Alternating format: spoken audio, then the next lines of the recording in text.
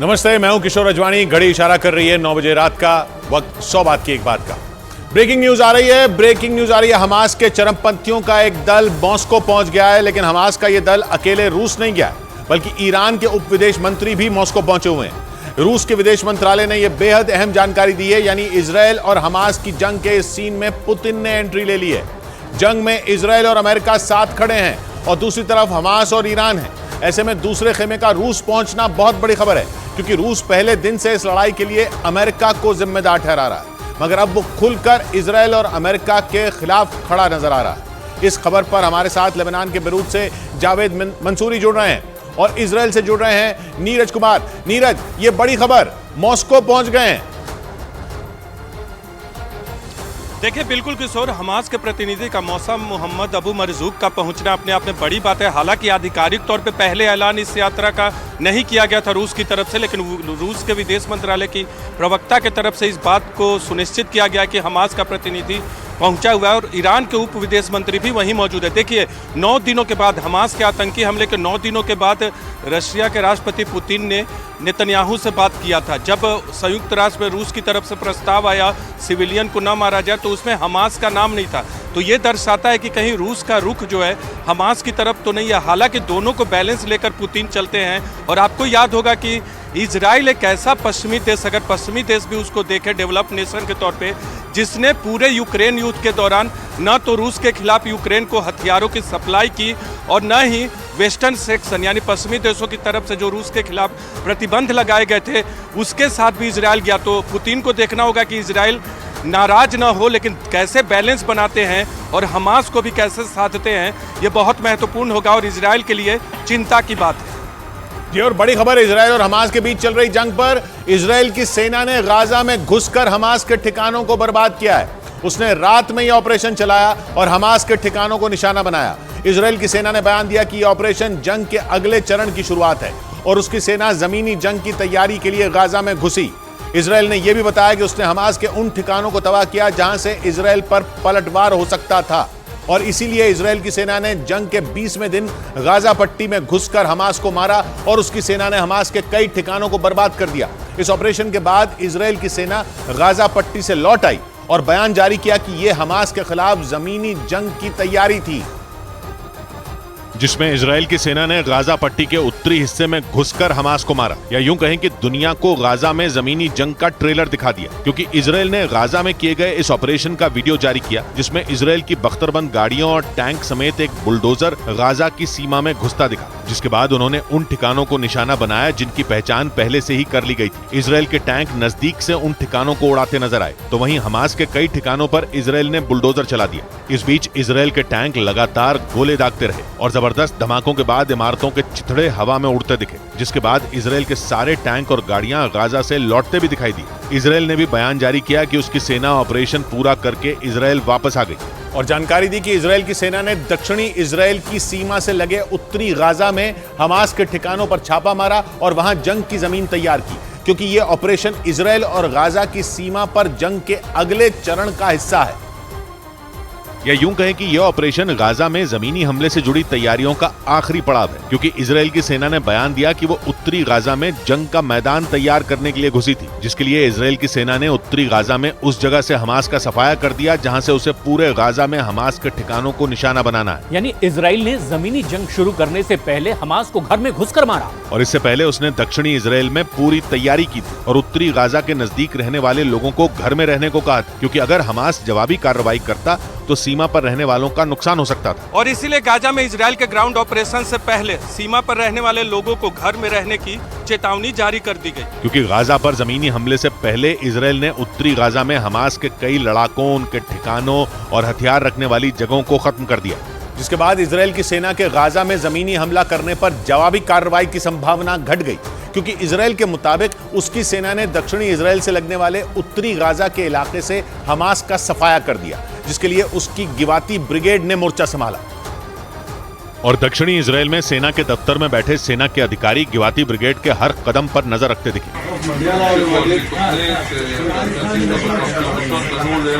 उत्तरी गाजा में इस ऑपरेशन से कुछ दिन पहले ही इजराइल की सरकार ने गिवाती ब्रिगेड को इसके संकेत दे दिए थे, क्योंकि 20 अक्टूबर को इजराइल के रक्षा मंत्री योआव गलांत ने इजराइल की सीमा पर बैठी गिवाती ब्रिगेड से बात की थी, जिसके बाद इजराइल के अखबार टाइम्स ऑफ इजराइल ने दावा किया था कि गलांत ने गिवाती ब्रिगेड को जल्द ही ये ऑपरेशन शुरू करने का संकेत दिया था और गिवाती ब्रिगेड के सैनिकों से कहा था कि अभी वो गाजा को दूर से देख रहे हैं, लेकिन जल्द ही वो उसे अंदर से देखेंगे।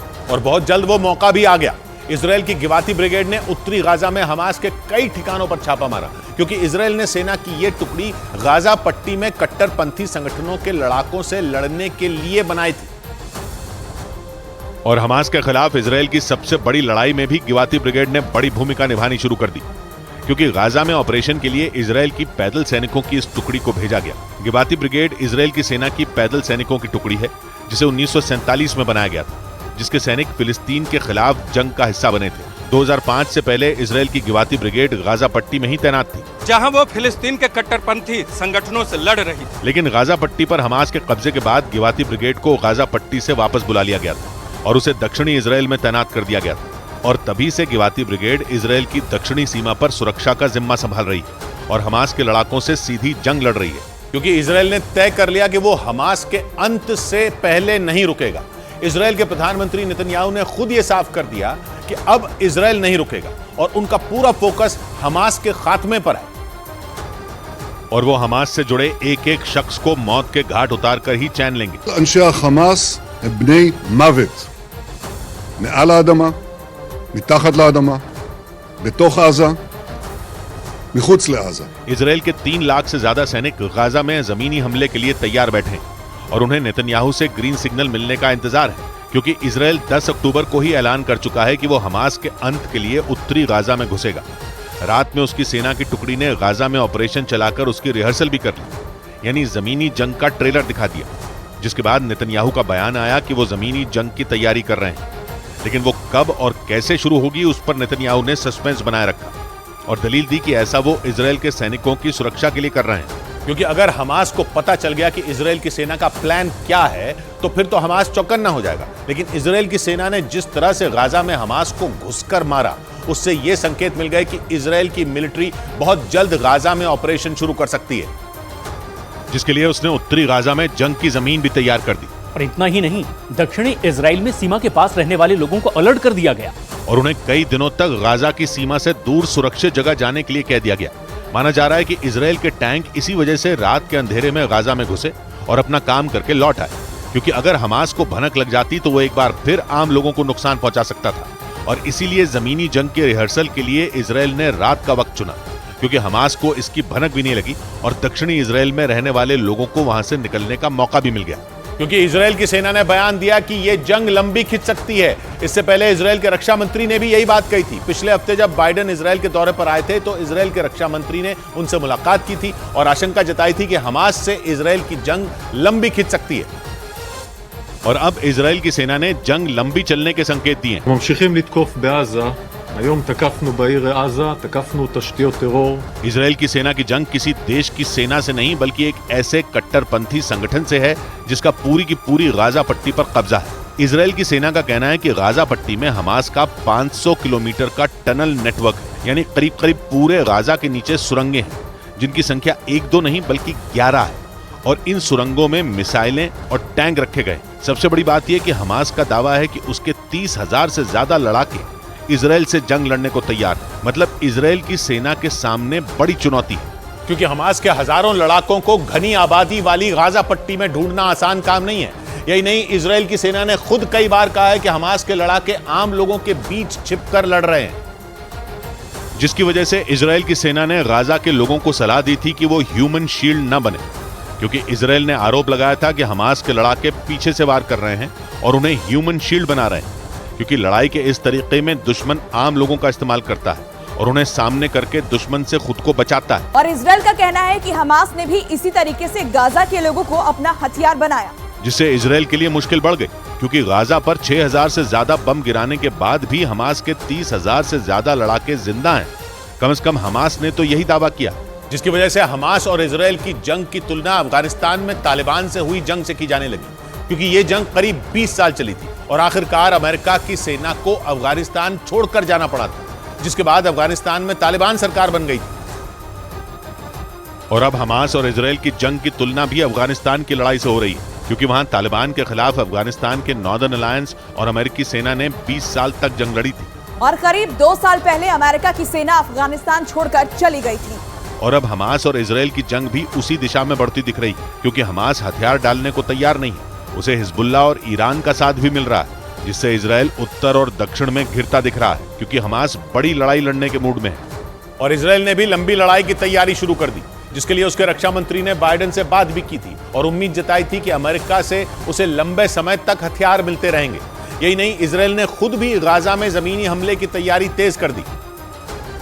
और इस काम में अमेरिका ने भी उसका साथ दिया, क्योंकि अमेरिका ने इजराइल के लिए पश्चिम एशिया में अपना इमरजेंसी वेयर हाउस खोल दिया। इजराइल के मीडिया ने दावा किया कि इजराइल के दोस्तों से उसे मिसाइल, बॉमर, रेडार और दूसरे हथियार भी मिले, जबकि यूरोप के देशों ने उसे वो हथियार लौटा दिए जो उन्होंने इजराइल से ले लिए थे। इसके अलावा इजराइल की सेना ने भी अपनी तैयारियों को धार दी और इजराइल ने हजारों डॉक्टरों और नर्सों को ट्रेनिंग दी, जो गाजा में जमीनी जंग के समय इजराइल के सैनिकों की मदद करेंगे। इसके अलावा गाजा के नजदीक 2 इमरजेंसी सेंटर भी बनाए गए। इस बीच फ्रांस के राष्ट्रपति इमैनुअल मैक्रोन ने जमीनी कार्रवाई करने पर इजराइल को चेतावनी दे दी। खबर है कि गाजा में इजराइल की सेना हवाई हमले के बाद जमीनी कार्रवाई की तैयारी में है, जिसके लिए इजराइल की सेना तैयारी भी कर रही है। लेकिन मिस्र पहुंचे इमैनुअल मैक्रोन ने 2 टूक कह दिया कि अगर इजराइल ऐसी कोई कार्रवाई करेगा तो वो उसकी सबसे बड़ी गलती होगी।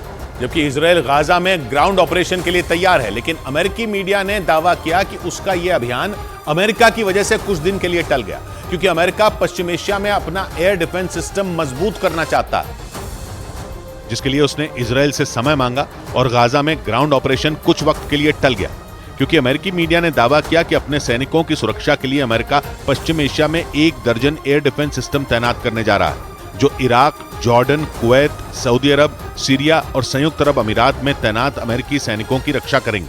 माना जा रहा है कि इसीलिए गाजा में ग्राउंड ऑपरेशन में देरी हो रही है, क्योंकि नेतन्याहू तो तैयार है, हालांकि वो समय नहीं बता रहे, लेकिन ये तो पक्का है कि गाजा में ग्राउंड ऑपरेशन होगा, जिसका ट्रेलर रात में इजराइल ने दिखा दिया, क्योंकि वो बेधड़क होकर गाजा में घुसा और वहां घुसकर हमास को मारा और उसे चुनौती दी। और बड़ी खबर आई हमास इजराइल जंग से जुड़ी। खबर है कि गाजा पट्टी में इजरायली सेना के घुसने के बाद हमास ने भी इजराइल पर रॉकेट और मिसाइलों की बारिश कर दी। हमास की तरफ से दावा किया गया कि दक्षिणी इजराइल के शहर इलित पर उसने लंबी दूरी तक मार करने वाली मिसाइल IS-250 से हमला किया, जिससे वहां तबाही मच गई। हमास की मिलिट्री विंग अल कासम ब्रिगेड ने दावा किया कि गाजा पट्टी में उसके लड़ाकों ने मिसाइल हमला कर इजराइल की सेना का एक हेलीकॉप्टर भी तबाह कर दिया, जिससे यह अंदाजा लगाया जा रहा है कि हमास इजराइल के साथ जमीनी लड़ाई की पूरी तैयारी कर चुका है, ताकि इजराइल की सेना को मुंह तोड़ जवाब दिया जा सके। न्यूज एजेंसी रॉयटर्स के मुताबिक गाजा पट्टी में इजरायली सेना के घुसने के बाद हमास ने भी इजराइल के शहरों पर ताबड़तोड़ रॉकेट और मिसाइलें दाग दी। मतलब हमास ने पलटवार कर यह साफ कर दिया कि वो किसी भी कीमत पर इजराइल के आगे झुकने वाला नहीं है। और न ही इजराइल के हवाई हमलों से उसकी ताकत कम हुई, बल्कि वो अपनी पूरी क्षमता के साथ इजराइल के सामने खड़ा है। न्यूज एजेंसी रॉयटर्स ने दावा किया कि गाजा पट्टी में इजराइल के घुसने के बाद हमास ने भी उसके शहरों पर एक के बाद एक कई रॉकेट और मिसाइलें दागी। हमास की मिलिट्री विंग अल कासम ब्रिगेड ने इस हमले का एक वीडियो भी जारी किया, जिसमें रात के अंधेरे में गाजा पट्टी से घातक मिसाइलें इजराइल की तरफ बढ़ती दिखाई दी। हमास का दावा है कि उसने दक्षिणी इजराइल के इलित शहर पर लंबी दूरी तक मार करने वाली मिसाइल IS-250 दागी, जिससे वहां तबाही मच गई। दक्षिणी इजराइल का इलित शहर गाजा पट्टी से करीब 220 किलोमीटर की दूरी पर मौजूद है। हालांकि इजराइल की तरफ से दावा किया गया कि हमास के इस हमले में किसी को कोई नुकसान नहीं पहुंचा। मतलब हमास ने दिखा दिया कि वो जंग में इजराइल की ताकतवर सेना को चौंकाने के लिए तैयार है। रॉकेट और मिसाइलों से हमला कर उसने ये चेतावनी भी दी कि गाजा पट्टी में इजराइल से टक्कर लेने की वो पूरी तैयारी कर चुका है, ताकि हर मोर्चे पर इजराइल के सैनिकों को करारा जवाब दिया जा सके। इसी वजह से यह माना जा रहा है कि हमास और इजराइल के बीच छिड़ी ये जंग लंबी खिंच सकती है।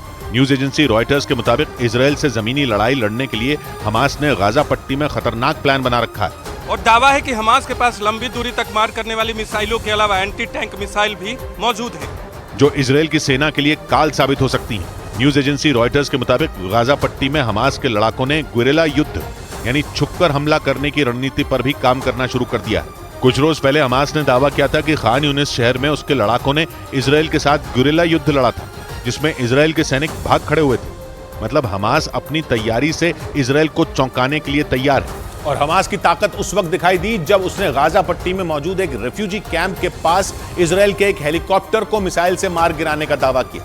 हालांकि इजराइल की सेना की तरफ से हमास के इस दावे को खारिज कर दिया गया।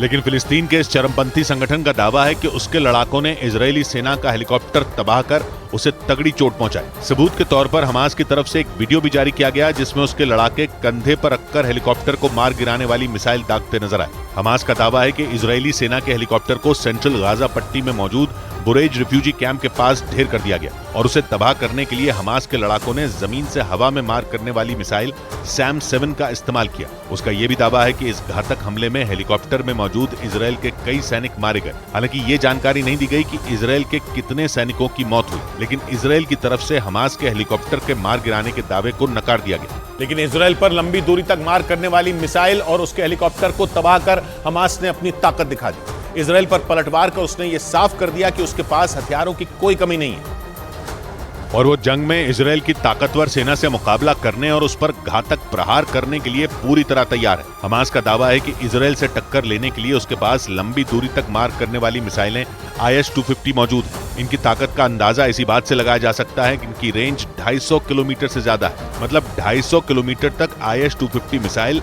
अपने दुश्मन को पलक झपकते ही ढेर कर सकती है। और माना जा रहा है कि इसी वजह से इजरायल के शहरों पर बड़ा खतरा मंडरा रहा है, क्योंकि हमास की ये मिसाइल इजरायल के किसी भी इलाके में पहुंचने और उसे तबाह करने की ताकत रखती है। न्यूज एजेंसी रॉयटर्स के मुताबिक इस मिसाइल के अलावा हमास के पास ईरान के कई घातक हथियार भी मौजूद हैं जिनसे वो इजरायल की सेना में भगदड़ मचा सकता है। और अगर ऐसा हुआ तो इजरायल मुसीबत में आ सकता है। न्यूज एजेंसी रॉयटर्स की एक रिपोर्ट के मुताबिक इजरायल को अपने सुरक्षा कवच यानी एयर डिफेंस सिस्टम आयरन डोम पर पूरा भरोसा नहीं रहा शायद, जबकि हमास के हमले से पहले इजरायल अपने इस हथियार का पूरी दुनिया में डंका पीटता रहा है। और उसका दावा था कि आयरन डोम के रहते इजरायल की सीमा में एक भी मिसाइल दाखिल नहीं हो सकती। लेकिन 7 अक्टूबर को इजरायल का यह भ्रम टूट गया, क्योंकि एक रिपोर्ट के मुताबिक हमास की तरफ से दागी गई मिसाइलों को आयरन डोम रोकने में नाकाम रहा, जिससे इजरायल में तबाही मच गई थी। न्यूज एजेंसी रॉयटर्स का दावा है कि इसी वजह से इजरायल को अपने इस कवच पर भरोसा नहीं रहा, या यूं कहें कि जंग में इजरायल का एयर डिफेंस सिस्टम आयरन डोम कमजोर हो गया। और माना जा रहा है कि इसी वजह से अमेरिका ने आयरन डोम का पूरा भंडार ही इजराइल भेज दिया। और न्यूज एजेंसी रॉयटर्स के मुताबिक अमेरिका ने आयरन डोम के 2 सिस्टम इजरायल भेजे हैं। माना जा रहा है कि इजरायल अमेरिका से मिले इन हथियारों को सीमा पर तैनात करने की तैयारी में है, ताकि गाजा पट्टी से आने वाली हमास की मिसाइलों को वक्त रहते ढेर किया जा सके। लेकिन हमास की सबसे बड़ी ताकत गाजा पट्टी में बनी सुरंगें हैं, जिनकी लंबाई 500 किलोमीटर से ज्यादा बताई जाती है। न्यूज एजेंसी रॉयटर्स की एक रिपोर्ट के मुताबिक हमास ने पूरी गाजा पट्टी में सुरंगों का जाल बिछा रखा है। यानी हमास ने गाजा पट्टी के नीचे एक अंडरग्राउंड शहर बसा रखा है। इसीलिए यह दावा किया जा रहा है कि गाजा पट्टी में हमास बेहद मजबूत है और उसे वहां से मिटाना इजरायल के लिए आसान नहीं होगा। और इजरायल की मीडिया के मुताबिक पूरी गाजा पट्टी में हमास ने जमीन के नीचे सुरंगें बना रखी हैं, जो आपस में जुड़ी हुई हैं। इजरायल की मीडिया के मुताबिक हमास के लड़ाकों ने उन्हीं सुरंगों में हथियारों का जखीरा जमा कर रखा है। और तो और आरोप है कि जमीन के अंदर बनी उन सुरंगों से ही हमास के लड़ाके इजरायल के शहरों पर रॉकेट और मिसाइल दागते हैं। दावा है कि 7 अक्टूबर को इजरायल से बंधक बनाए गए लोगों को हमास ने इन्हीं सुरंगों में छपा रखा है। इसीलिए ये माना जा रहा है कि ये सुरंगें जमीनी हमले के दौरान इजरायल के लिए बड़ा खतरा साबित हो सकती हैं। और इसी वजह से इजरायल की सेना गाजा पट्टी में मौजूद सुरंगों के नेटवर्क को तबाह करने में जुटी है, ताकि जमीनी हमले से पहले हमास की सबसे बड़ी ताकत यानी उसकी सुरंगों के जाल को ध्वस्त किया जा सके।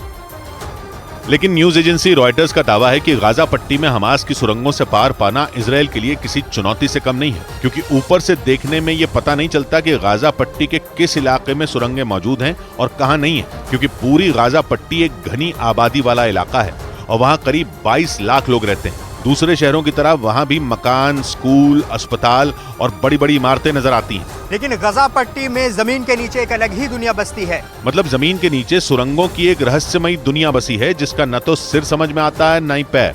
इसलिए इजरायल की सेना ने हमास की इस ताकत को ध्वस्त करने में अपनी पूरी ताकत झोंक दी और लगातार उन पर हवाई हमले कर रही है। और रॉयटर्स के मुताबिक इजरायल ने हमास के लड़ाकों को सुरंगों से चूहों की तरह बाहर निकालने की रणनीति तैयार की है, जिसके तहत गाजा पट्टी में मौजूद उन सुरंगों में भूमध्य सागर से पानी भरने की योजना है, ताकि सुरंगों से बाहर निकलते ही हमास के लड़ाकों को मार गिराया जा सके, क्योंकि गाजा पट्टी के नीचे बनी ये सुरंगें हमास के लड़ाकों के छिपने की सबसे महफूज जगह हैं। एक रिपोर्ट के मुताबिक सुरंगों में महीनों तक रहने और खाने पीने का इंतजाम किया गया। हमास के हथियार भी इन्हीं सुरंगों में रखे गए हैं। और एक रिपोर्ट के मुताबिक हमास ने इन्हीं सुरंगों में वॉर कमांड सेंटर तक बना रखा है। इसलिए इजराइल ने हमास के लड़ाकों को सुरंगों से चूहों की तरह बाहर निकालने का प्लान तैयार किया। न्यूज एजेंसी रॉयटर्स के मुताबिक इजराइल की तैयारी भूमध्य सागर से इन सुरंगों में पानी भरने की है। मतलब गाजा पट्टी में बनी हमास की सुरंगों में इजराइल की सेना बाढ़ लाने की रणनीति पर काम कर रही है और दावा है कि पानी भरने के बाद हमास के लड़ाकों को जान बचाने के लिए मजबूरी में सुरंगों से बाहर निकलना ही पड़ेगा। और सुरंगों से बाहर निकलते ही हमास के लड़ाकों को मार गिराया जा सकेगा, क्योंकि गाजा पट्टी में मौजूद हमास की सुरंगें इजराइल की सेना के लिए किसी भूल भुलैया से कम नहीं है। इजराइल की मीडिया का दावा है कि हमास इन्हीं सुरंगों में छिपकर हमलों को अंजाम देने में जुटा है। इसीलिए इजराइल ने हमास के लड़ाकों को बाहर निकालने के लिए सुरंगों में सैलाब लाने का प्लान बना लिया। असल में गाजा पट्टी के 3 तरफ जमीन है और एक तरफ समंदर। गाजा पट्टी के उत्तर और पूर्व में इजराइल, दक्षिण में गाजा पट्टी मिस्र से जुड़ी, सिर्फ पश्चिम दिशा में उसकी सीमा भूमध्य सागर से जुड़ती है, जिस पर इजराइल का ही कब्जा है। इजराइल के मीडिया के मुताबिक गाजा पट्टी के बेत लाहिया से खान यूनिस तक हमास ने सुरंगें खोद रखी हैं। हालांकि दावा है कि इजराइल को इन सभी सुरंगों की सटीक जानकारी नहीं है, लेकिन वो ये बखूबी जानता है कि सभी सुरंगें एक दूसरे से जुड़ी हैं। इसीलिए इजराइल ने भूमध्य सागर से इन सुरंगों में पंपों के जरिए पानी छोड़ने की तैयारी की है, ताकि सुरंगों में बाढ़ आते ही हमास के लड़ाकों को बाहर निकलना पड़े।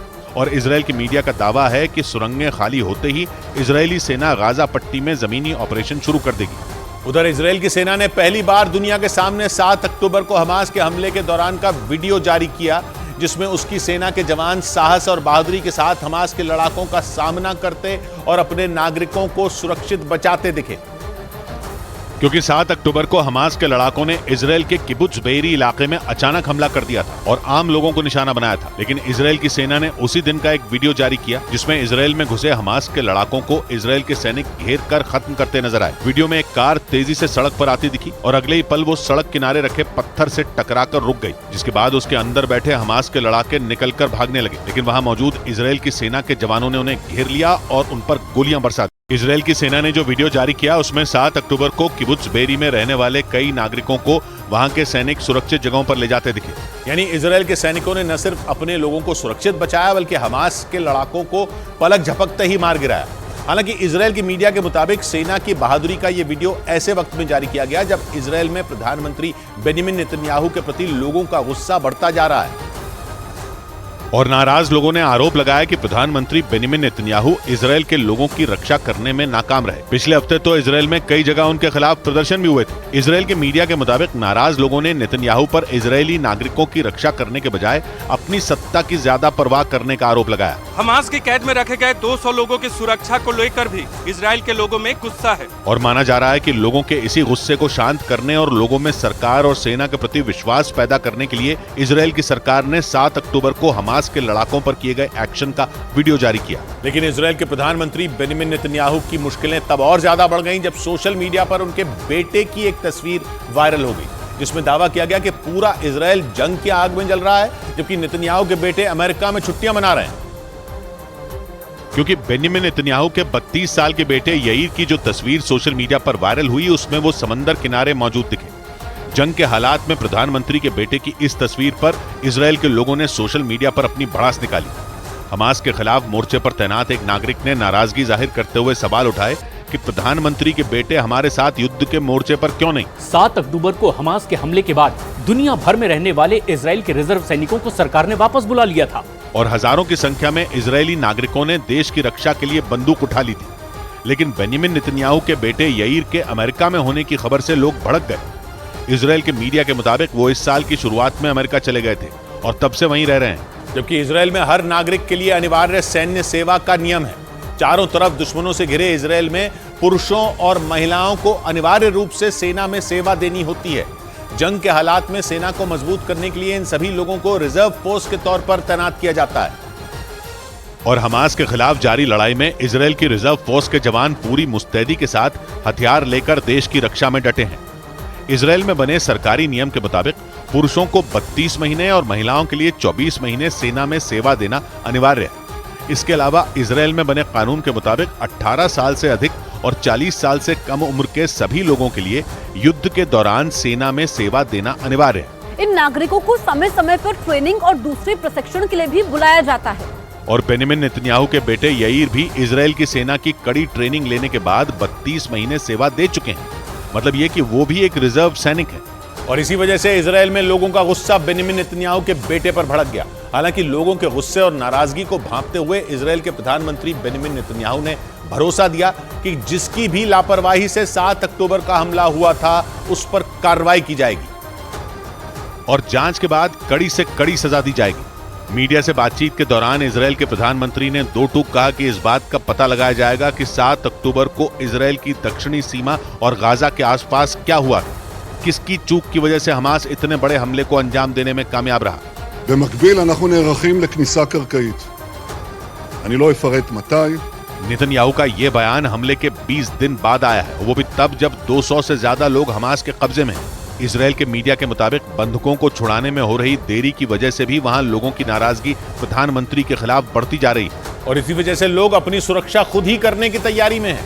इजराइल के मुताबिक हमास के हमले के बाद इजराइल में 1 लाख से ज्यादा लोगों ने बंदूक लाइसेंस के लिए अप्लाई किया हुआ। दावा यह भी है कि किया जा रहा है कि 7 अक्टूबर को हमास के हमले के बाद इजराइल के नागरिकों का अपनी ही सरकार और सेना से भरोसा उठ गया और दावा किया जा रहा है कि इसी वजह से इजराइल में गन लाइसेंस लेने की होड़ मच गई।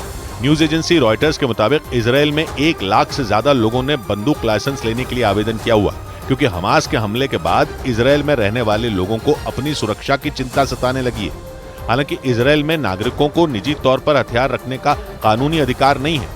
लाइसेंस उन्हीं लोगों को दिया जाता है जिनका कोई आपराधिक रिकॉर्ड न हो। लेकिन माना जा रहा है कि हमास के हमले के बाद वहां की सरकार नियम में ढील देने के पक्ष में है और दावा किया जा रहा है कि सुरक्षा के मसले को देखते हुए ज्यादातर नागरिकों को लाइसेंस जारी कर दिया जाएगा। यही नहीं, नागरिकों को 50 के बजाय 100 गोलियां तक रखने की भी इजाजत दे दी जाएगी। खबर यह भी है कि गाजा पट्टी के पास वाले इलाकों में सेना ने लोगों को हेलमेट और बुलेट प्रूफ जैकेट तक बांटे हैं। और इजराइल के लोगों का यह भरोसा टूटने की एक बड़ी वजह यह है कि हमास के हमले की खबर न तो इजराइल की खुफिया एजेंसी को लगी और न ही वहां की जांच एजेंसी शिन बेट को इसका पता चल पाया, क्योंकि दोनों ही एजेंसियों ने खुद यह माना कि 7 अक्टूबर को हमास के हमले की उन्हें भनक तक नहीं लगी थी। जबकि इजराइल की खुफिया एजेंसी मोसाद को दुनिया की सबसे खतरनाक जासूसी संस्थाओं में एक माना जाता है, जिसका काम ही है इजराइल के खिलाफ हो रही साजिशों का पता लगाना और हमास जैसे संगठनों के लड़ाकों का खात्मा करना। लेकिन इस बार मोसाद इतने बड़े हमले को रोक पाने में पूरी तरह नाकाम रहा, क्योंकि एक साथ हमास के सैकड़ों लड़ाके खतरनाक हथियारों के साथ आसानी से इजराइल में घुस गए थे। इतना ही नहीं, इजराइल की जांच एजेंसी शिन बेट भी हमास की साजिश से पूरी तरह अनजान रही, जिसके ऊपर इजराइल के लोगों की सुरक्षा का जिम्मा है। लेकिन इजराइल के लोग मरते रहे और शिन बेट हमास के लड़ाकों को रोक पाने में नाकाम रहा और हमलों के बाद खुद मोसाद और शिन बेट ने भी इस बात को मान लिया कि उन्हें हमास के प्लान के बारे में कुछ भी नहीं पता था। और इसी वजह से 7 अक्टूबर को हमले के दौरान की तस्वीरों में इजराइल के लोग हमास के लड़ाकों के सामने बेबस दिखे थे, क्योंकि हमास के सैकड़ों लड़ाके बड़ी आसानी से घातक हथियारों के साथ गाजा की सीमा से लगे इजराइल के इलाकों में घुस गए थे, जिसके कई वीडियो भी सामने आए थे। उन तस्वीरों में यह दिखा कि बड़ी ही आसानी से हमास के लड़ाके गाजा से लगी सीमा पर बनी लोहे की बाड़ काट कर इजराइल में घुस गए थे। कई लड़ाके तो पैराग्लाइडर की मदद से सीमा पार कर किबुत्ज रईम समेत कई इलाकों में पहुंचे थे। इतना ही नहीं, हमास के कई लड़ाके सुरंगों का इस्तेमाल करके किबुत्ज बेरी में कत्लेआम मचाने घुसे थे और 7 अक्टूबर को इजराइल में घुसे हमास के लड़ाके वहां घंटों सड़कों पर गोलियां बरसाते रहे, लोगों को मारते रहे और नेतन्याहू की नाक के नीचे ऐसे घूमते फिरते रहे मानो उन्हें इजराइल आने का न्योता दिया गया हो। और इजराइल के लोगों के मुताबिक इस दौरान काफी वक्त तक पुलिस और सेना उन इलाकों में पहुंच तक नहीं पाई थी। माना जा रहा है कि हमास के उसी हमले ने इजराइल के लोगों का भरोसा तोड़ दिया, जिसके बाद अपनी सुरक्षा के लिए उन्होंने खुद हथियार रखने की तैयारी शुरू कर दी। इस बीच पश्चिमी मीडिया का दावा है कि 7 अक्टूबर को इजराइल पर हुए हमले को कामयाब बनाने के लिए हमास ने 2 साल तक प्लानिंग की थी। इतना ही नहीं, हमले की प्लानिंग से जुड़ी किसी भी बातचीत के लिए मोबाइल फोन का इस्तेमाल नहीं किया गया, जिसकी वजह से इजराइल की खुफिया एजेंसी मोसाद और अमेरिका की खुफिया एजेंसी CIA को इसकी भनक तक नहीं लगी। दशकों से CIA और मोसाद एक दूसरे के साथ मिलकर काम करती रही हैं। वो हमास जैसे संगठनों से जुड़ी हर जानकारी एक दूसरे के साथ साझा करती हैं, लेकिन इस बार दोनों के हाथ पूरी तरह खाली रहे। दावा किया जा रहा है कि हमास और उसके सहयोगियों ने 2 साल तक इस हमले की प्लानिंग की। खासतौर पर सुरंगों में कुछ लैंडलाइन फोन पहुंचाए गए, जिनका इस्तेमाल हमले की प्लानिंग में किया गया, क्योंकि मोसाद और CIA की नजर बरसों से हमास से जुड़े लोगों पर रही है। गाजा से होने वाले अंतर्राष्ट्रीय कॉल भी इंटरसेप्ट होने का खतरा हमेशा बना रहता है। दावा तो यहां तक है कि जहां भी हमास के कमांडरों के ठिकाने हो सकते हैं वहां मोसाद जानबूझकर जैमर लगा देता है, जिसकी वजह से वहां फोन का नेटवर्क नहीं पहुंच पाता। लेकिन इजराइल की एजेंसियों की सारी तैयारियां उस वक्त धरी की धरी रह गईं जब हमास के लड़ाकों ने 7 अक्टूबर को इजराइल में घुसपैठ की। हमास के लड़ाके इससे पहले भी इजराइल पर रॉकेट दागते रहे हैं, लेकिन जितने बड़े पैमाने पर 7 अक्टूबर को हमले किए गए वैसे हमले पहले कभी नहीं हुए थे। इसीलिए हमास इसे अपने लिए बड़ी जीत मान रहा है और मोसाद के लिए ये सबसे बड़ी नाकामी है। खबर है कि हमास के लड़ाके 2 साल से इस हमले को अंजाम देने के लिए हथियार जुटा रहे थे। यहाँ तक कि हमला करने वाले कई लड़ाकों को तो दूसरे देशों से बुलाया गया था। हमास का जितना जोर हमले की तैयारी पर था, उतना ही ध्यान हमले की प्लानिंग को पूरी तरह खुफिया रखने पर था। इजराइल की खुफिया एजेंसी मोसाद का पूरा ध्यान अब हमास की उन्हीं खुफिया सुरंगों पर है, क्योंकि इजराइल को आशंका है कि हमास के सहयोगियों के सबूत भी उन सुरंगों में छिपे हो सकते हैं। उधर अमेरिका के अखबार द वॉल स्ट्रीट जर्नल ने अपनी रिपोर्ट में दावा किया कि हमास के 500 लड़ाकों को इजराइल में तबाही मचाने की ट्रेनिंग ईरान में मिली थी। अमेरिकी अखबार के मुताबिक ईरान ने हमास के लड़ाकों को सितंबर में ही हमला करने और लोगों को बंधक बनाने की ट्रेनिंग दी थी। यानी हमले से ठीक 1 महीने पहले इजराइल का कट्टर दुश्मन ईरान अपनी जमीन पर हमास के खूंखार लड़ाके तैयार कर रहा था, जिन्होंने 7 अक्टूबर को इजराइल में घुसकर ऐसा कोहराम मचाया था कि पूरी दुनिया दहल गई थी। द वॉल स्ट्रीट जर्नल के मुताबिक 7 अक्टूबर को हमले में शामिल हमास के लड़ाकों के साथ फिलिस्तीन के दूसरे चरमपंथी संगठन PIJ यानी पैलेस्टीनियन इस्लामिक जिहाद के लड़ाकों को एक साथ ट्रेनिंग दी गई थी। अमेरिकी अखबार के मुताबिक उन 500 लड़ाकों को ईरान की सेना की ब्रांच IRGC यानी इस्लामिक रिवोल्यूशनरी गार्ड कोर के स्पेशल कमांडो ने ट्रेनिंग दी थी। अमेरिकी अखबार ने हमले के एक दिन बाद यानी 8 अक्टूबर को भी एक रिपोर्ट छापी थी, जिसमें इजराइल पर हमले के पीछे ईरान का हाथ होने की आशंका जताई गई थी, क्योंकि ईरान पर पहले से ही फिलिस्तीन के चरमपंथी संगठन हमास और PIJ को हथियार और पैसा मुहैया कराने का आरोप लगता रहा है। अमेरिका कई बार यह दावा कर चुका है कि इजराइल को नक्शे से मिटाने के लिए ईरान पानी की तरह पैसा बहाता है और किसी भी कीमत पर इजराइल को जड़ से उखाड़ फेंकना चाहता है। अमेरिका के अखबार द वॉल स्ट्रीट जर्नल के मुताबिक ईरान में हमास और PIJ के ट्रेनिंग कैंप में ईरान की सेना की ब्रांच IRGC यानी इस्लामिक रिवोल्यूशनरी गार्ड कोर के चीफ जनरल इस्माइल कानी खुद पहुंचे थे, जिसका सीधा मतलब ये कि हमास को चेहरा बनाकर ईरान ने इजराइल को दहलाया था। इतना ही नहीं, अमेरिकी अखबार ने अपनी रिपोर्ट में यह दावा किया कि ईरान के अधिकारियों ने 7 अक्टूबर से 5 दिन पहले यानी 2 अक्टूबर को लेबनान की राजधानी बेरूत में हुई बैठक में इजराइल पर हमले की हरी झंडी दी थी। द वॉल स्ट्रीट जर्नल की रिपोर्ट के बाद इजराइल की सेना ने भी ईरान पर हमले की साजिश में सीधे सीधे शामिल होने का आरोप लगाया और इजराइल की सेना ने तो यह भी आशंका जताई कि 7 अक्टूबर को हमले के लिए जिन हथियारों का इस्तेमाल हमास के लड़ाकों ने किया था उनमें कई ईरान की सेना के दिए हुए हो सकते हैं। और इजराइल की सेना की इस आशंका पर अमेरिका के अखबार द वॉल स्ट्रीट जर्नल ने भी मोहर लगा दी। द वॉल स्ट्रीट जर्नल के मुताबिक ईरान ने बीते 1 साल में गाजा पट्टी में हथियारों की सप्लाई बढ़ा दी थी और वो हमास और PIJ यानी पैलेस्टीनियन इस्लामिक जिहाद को बंदूकें, गोला बारूद, रॉकेट, मिसाइलें और ड्रोन पहुंचा रहा था। द वॉल स्ट्रीट जर्नल के मुताबिक ईरान 1 साल से गाजा पट्टी में राहत सामग्री पहुंचाने की आड़ में हथियारों की सप्लाई में जुटा था। अमेरिकी अखबार के मुताबिक ईरान ने 2 रास्तों से राहत सामग्री के नाम पर फिलिस्तीन के चरमपंथी संगठनों को हथियार पहुंचाए। पहला रास्ता इराक से होकर सीरिया और जॉर्डन से होकर वेस्ट बैंक तक पहुंचता है, जबकि दूसरा रास्ता ईरान से निकलकर इराक के बाद सीधे जॉर्डन से होकर वेस्ट बैंक तक पहुंचता है। ये सभी देश फिलिस्तीन के समर्थक हैं और वहां के चरमपंथी संगठनों को मदद पहुंचाते हैं, जबकि आरोप लगते हैं कि इन सभी देशों के चरमपंथी संगठनों पर ईरान का ही हाथ है। इजराइल को मिट्टी में मिला देने की कसम खाने वाले हमास, PIJ और हिजबुल्लाह के लिए ईरान हर बार ढाल की तरह खड़ा हो जाता है और दुनिया भर में उनका बचाव करता है। 7 अक्टूबर को इजराइल पर हुए हमले के बाद भी ईरान में जमकर जश्न मनाया गया था। यही नहीं, ईरान ने हमास के हमले को उसकी हक की लड़ाई बता दिया था। इजराइल और हमास की लड़ाई में पश्चिम एशिया में शिया सुन्नी लड़ाई का ताना बाना भी जुड़ गया। हमास एक सुन्नी इस्लामिक संगठन है, जबकि ईरान शिया मुस्लिम देश है, लेकिन दोनों की नजदीकी इजराइल और पश्चिमी देशों के साथ दुश्मनी की वजह से, यानी इजराइल की दुश्मनी में ईरान ने शिया और सुन्नी की आपसी लड़ाई को भी भुला दिया। इजराइल का जितना खुला विरोध ईरान करता है, उतना पश्चिम एशिया में कोई नहीं करता। 1982 में इजराइल ने लेबनान पर धावा बोला था तो ईरान ने अपने सैनिक भी उतार दिए थे। ब्रेकिंग न्यूज आ रही है हिजबुल्लाह से जुड़ी। लेबनान के चरमपंथी संगठन ने इजराइल के हमले में अपने 2 और लड़ाकों के मारे जाने की पुष्टि की है।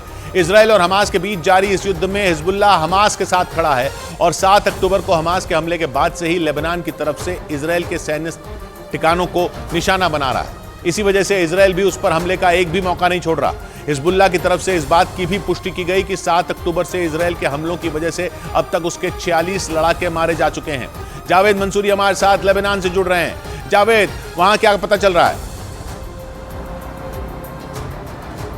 देखिए, जो ताज़ा हमला किया है इजराइल ने, उसमें हिजबुल्लाह के 2 सैनिक जो 2 लड़ाके हैं वो मारे गए हैं। आपको बता दें कि अब तक 46 की संख्या तो आपने भी बताई, लेकिन सबसे अहम बात, जो करीब 120 किलोमीटर का बॉर्डर है इजराइल और लेबनान का लगा हुआ, वहाँ से लगातार इजराइल अटैक कर रहा है। और देखिए, जो हमें ताज़ा जानकारी मिल रही है, आयरतून, बलीदा, अलमा, अलशाब, नकूरा, ये ऐसी जगह हैं जहां बीती रात अटैक हुआ है किशोर, और लगातार हमले हो रहे हैं। देखिए, हिजबुल्लाह के साथ सीधे तौर पर ईरान खड़ा है और 2 मोर्चों पर चुनौती इजराइल के सामने है। एक तरफ जहां वो गाजा में अटैक कर रहा है, तो वहीं इस तरफ उत्तरी इजराइल में हिजबुल्लाह उसके सामने है। तो ऐसे में बड़ी चुनौती इजराइल के सामने भी, और लगातार इजराइल ये बात कहता रहा कि अगर हिजबुल्लाह एक्टिव इसी तरह से रहा तो ये लेबनान के लिए बहुत खतरनाक होगा। इसके जो परिणाम हैं वो बहुत खतरनाक होंगे, लेबनान के लिए सही नहीं होंगे। लिहाजा हिजबुल्लाह भी लगातार जो सरहदी इलाके हैं वहाँ से अटैक उस तरफ इजराइल की तरफ कर रहा है, और इजराइल भी लगातार इधर अटैक कर रहा है। 7 अक्टूबर के बाद से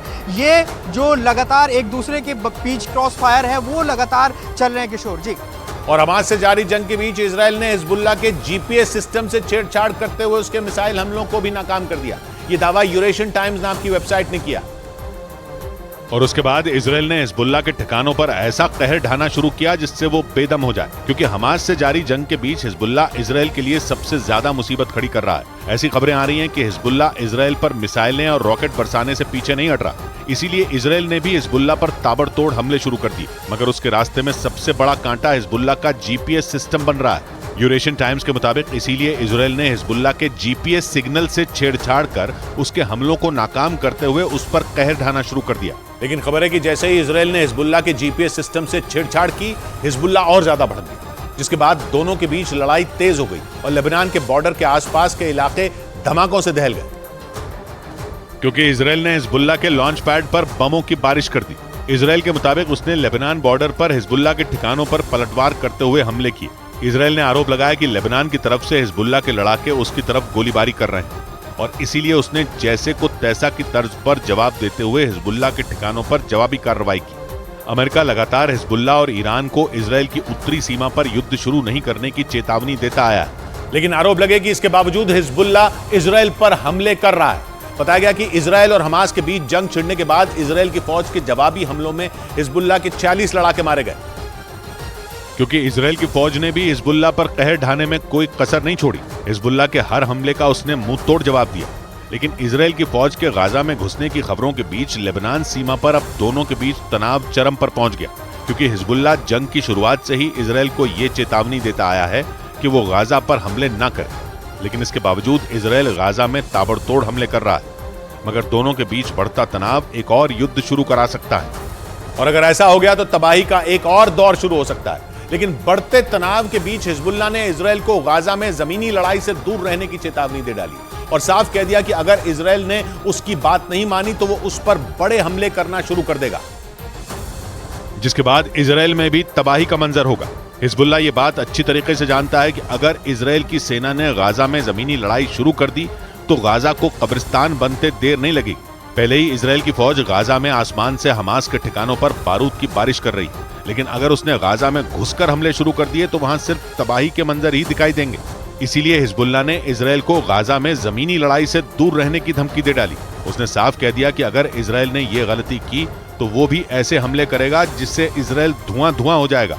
उधर लेबनान सीमा के पास इजराइल के नहरिया में मौजूद गलील अस्पताल में इलाज के लिए खास इंतजाम किए गए। यह अस्पताल लेबनान सीमा से महज 9 किलोमीटर दूर है। और इजराइल पर 7 अक्टूबर को हुए भीषण हमले के बाद घायल बच्चों को इसी अस्पताल में भर्ती कराया गया था। इस अस्पताल में नवजातों के लिए अलग विभाग बनाया गया जो बंकर में है, और दावा किया गया कि यह विभाग साउंड प्रूफ है, यानी बम और मिसाइल की आवाज यहां सुनाई नहीं देगी। यही नहीं, दावा तो यह भी किया गया कि बम और मिसाइलों के हमले इस अस्पताल का कुछ नहीं बिगाड़ सकते। रॉकेट मिसाइल्स कुछ भी यहाँ काम नहीं करेगा, असर नहीं करेगा, साउंड प्रूफ है। गलील अस्पताल इजराइल के नहरिया में मौजूद है, जो लेबनान की सीमा से सिर्फ 9 किलोमीटर दूर है। इस बीच अमेरिका के राष्ट्रपति बाइडेन ने गाजा में हुई मौतों के आंकड़ों पर सवाल उठा दिए। जंग शुरू होने के बाद से गाजा का स्वास्थ्य मंत्रालय हर रोज हमलों में मारे गए लोगों के आंकड़े जारी करता है, जिनमें बड़े पैमाने पर महिलाओं और बच्चों के शामिल होने का दावा किया जाता है। इतना ही नहीं, गाजा के स्वास्थ्य मंत्रालय के मुताबिक जंग के दौरान गाजा में जो लोग मारे जा रहे हैं उनमें करीब 70% महिलाएं और बच्चे शामिल हैं, क्योंकि 7 अक्टूबर को हमास के भयानक हमले के बाद ऐसा एक भी दिन नहीं बीता जब इजराइल की सेना ने गाजा में आसमान से बमबारी न की हो। और इन हमलों की चपेट में आकर हजारों लोगों की जान जा चुकी है। गाजा में हुई मौतों का अंदाजा इसी बात से लगाया जा सकता है कि वहां शवों को दफनाने के लिए कब्रिस्तानों में जगह कम पड़ गई। न्यूज एजेंसी रॉयटर्स के मुताबिक सैकड़ों शवों की पहचान तक नहीं हो पाई, जिन्हें बाद में एक साथ दफन कर दिया गया।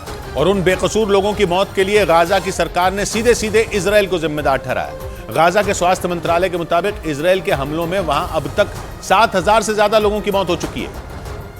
लेकिन जब पत्रकारों ने अमेरिकी राष्ट्रपति बाइडेन से गाजा में निर्दोष लोगों की हो रही मौत पर सवाल किया, तो उन्होंने जवाब में गाजा के स्वास्थ्य मंत्रालय के आंकड़ों पर ही सवाल खड़े कर दिए।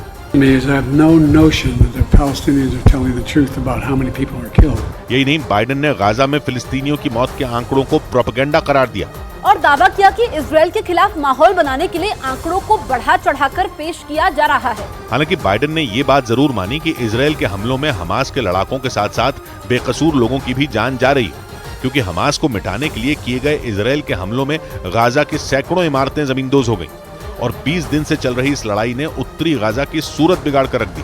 लेकिन गाजा में रहने वाले लोगों की मुसीबतें तब और बढ़ गईं जब इजराइल की सेना ने दक्षिणी गाजा पर भी हमले तेज कर दिए। जबकि जंग के शुरुआती दिनों में इजराइल ने अलर्ट जारी कर गाजा के उत्तरी इलाके में रहने वाली आबादी को दक्षिण की ओर जाने के लिए कहा था। लेकिन आरोप लगा कि इजराइल की सेना ने गाजा के दक्षिणी इलाकों में भी बम बरसाने शुरू कर दिए, जिसका एक वीडियो भी सामने आया, जिसमें एक इमारत पर हुए हमले के बाद लोग जान बचाने के लिए इधर उधर भागते नजर आए। जोरदार हवाई हमले में वो इमारत जमींदोज हो गई और उसके मलबे में कई लोग दब गए, जिसकी वजह से वहां चीख पुकार मच गई। इस दौरान कुछ लोग मदद के लिए आगे आए और वो मलबे में दबे हुए लोगों को बाहर निकालने में जुट गए। मलबे के उस ढेर से कई बच्चों को भी बाहर निकाला गया और जो लोग इस हमले में घायल हुए उन्हें इलाज के लिए अस्पताल में भर्ती करवा दिया गया। लेकिन जिस जगह पर यह हमला हुआ उसे सुरक्षित इलाकों में माना जा रहा था, क्योंकि आरोप लगा कि इजराइल की सेना ने मिस्र की सीमा से करीब 10 किलोमीटर दूर खान यूनिस शहर पर हमला किया, जो गाजा के दक्षिणी इलाके में मौजूद है। जबकि इजराइल ने जंग के शुरुआती दिनों में ही गाजा के उत्तरी इलाके में रहने वाले लोगों को दक्षिण में शरण लेने के लिए कह दिया था, ताकि बेकसूर फिलिस्तीनियों को नुकसान पहुंचाए बिना हमास का खात्मा किया जा सके। इजराइल के अलर्ट के बाद लाखों फिलिस्तीनियों ने गाजा के दक्षिणी शहरों में शरण ले ली। लेकिन अब इजराइल ने वहां भी बमबारी शुरू कर दी, यानी फिलिस्तीनियों के पास इजराइल के हमलों से बचने के लिए गाजा में कोई भी सुरक्षित जगह नहीं बची। इस बीच इजराइल के हमले में गाजा में मरने वालों की संख्या बढ़कर 7,000 के पार हो गई। फिलिस्तीन के स्वास्थ्य मंत्रालय ने दावा किया कि मरने वालों में ज्यादातर बच्चे शामिल हैं और दावा यह भी किया गया कि इजराइल के हमलों में गाजा में 1700 से ज्यादा फिलिस्तीनी महिलाओं की मौत हुई। 7 अक्टूबर को हुए हमले के बाद से ही इजराइल गाजा में हमास के ठिकानों पर लगातार बमबारी कर रहा है। उधर अमेरिकी अखबार द न्यूयॉर्क टाइम्स ने दावा किया कि गाजा में जंग की शुरुआत से 1600 से ज्यादा लोग लापता हैं। दावा है कि लापता लोगों में 900 बच्चे भी हो सकते हैं। और द न्यूयॉर्क टाइम्स के मुताबिक बमबारी में तबाह हुई इमारतों के मलबे में कई लोगों के दबे होने की भी आशंका है। दावा है कि गाजा में करीब 150 ऐसे परिवार हैं जिनके घरों के 10 से ज्यादा सदस्य इन हमलों में मारे जा चुके हैं। उधर गाजा में इजराइल के हवाई हमले में एक पत्रकार के परिवार के 12 सदस्यों की मौत पर बवाल छिड़ गया। आरोप लगा कि इजराइल की सेना ने उस पत्रकार के परिवार को जानबूझकर निशाना बनाया, क्योंकि इजराइल की बमबारी में पश्चिम एशिया के देश कतर के टीवी चैनल अल जजीरा के गाजा में ब्यूरो चीफ वाइल अल दहदू का पूरा परिवार खत्म हो गया, जिसमें उनकी पत्नी, बेटा, बेटी और पोते समेत परिवार के 12 सदस्य शामिल थे। हमास और इजराइल जंग के बीच गाजा में बर्बादी को कवर करने में जुटे वाइल अल दहदू को अंदाजा भी नहीं था कि एक बम ऐसा भी गिरेगा जो उनके पूरे परिवार को तबाह कर देगा। अल जजीरा के एक वीडियो में वो अपने पोते का शव गोद में लेकर रोते नजर आए।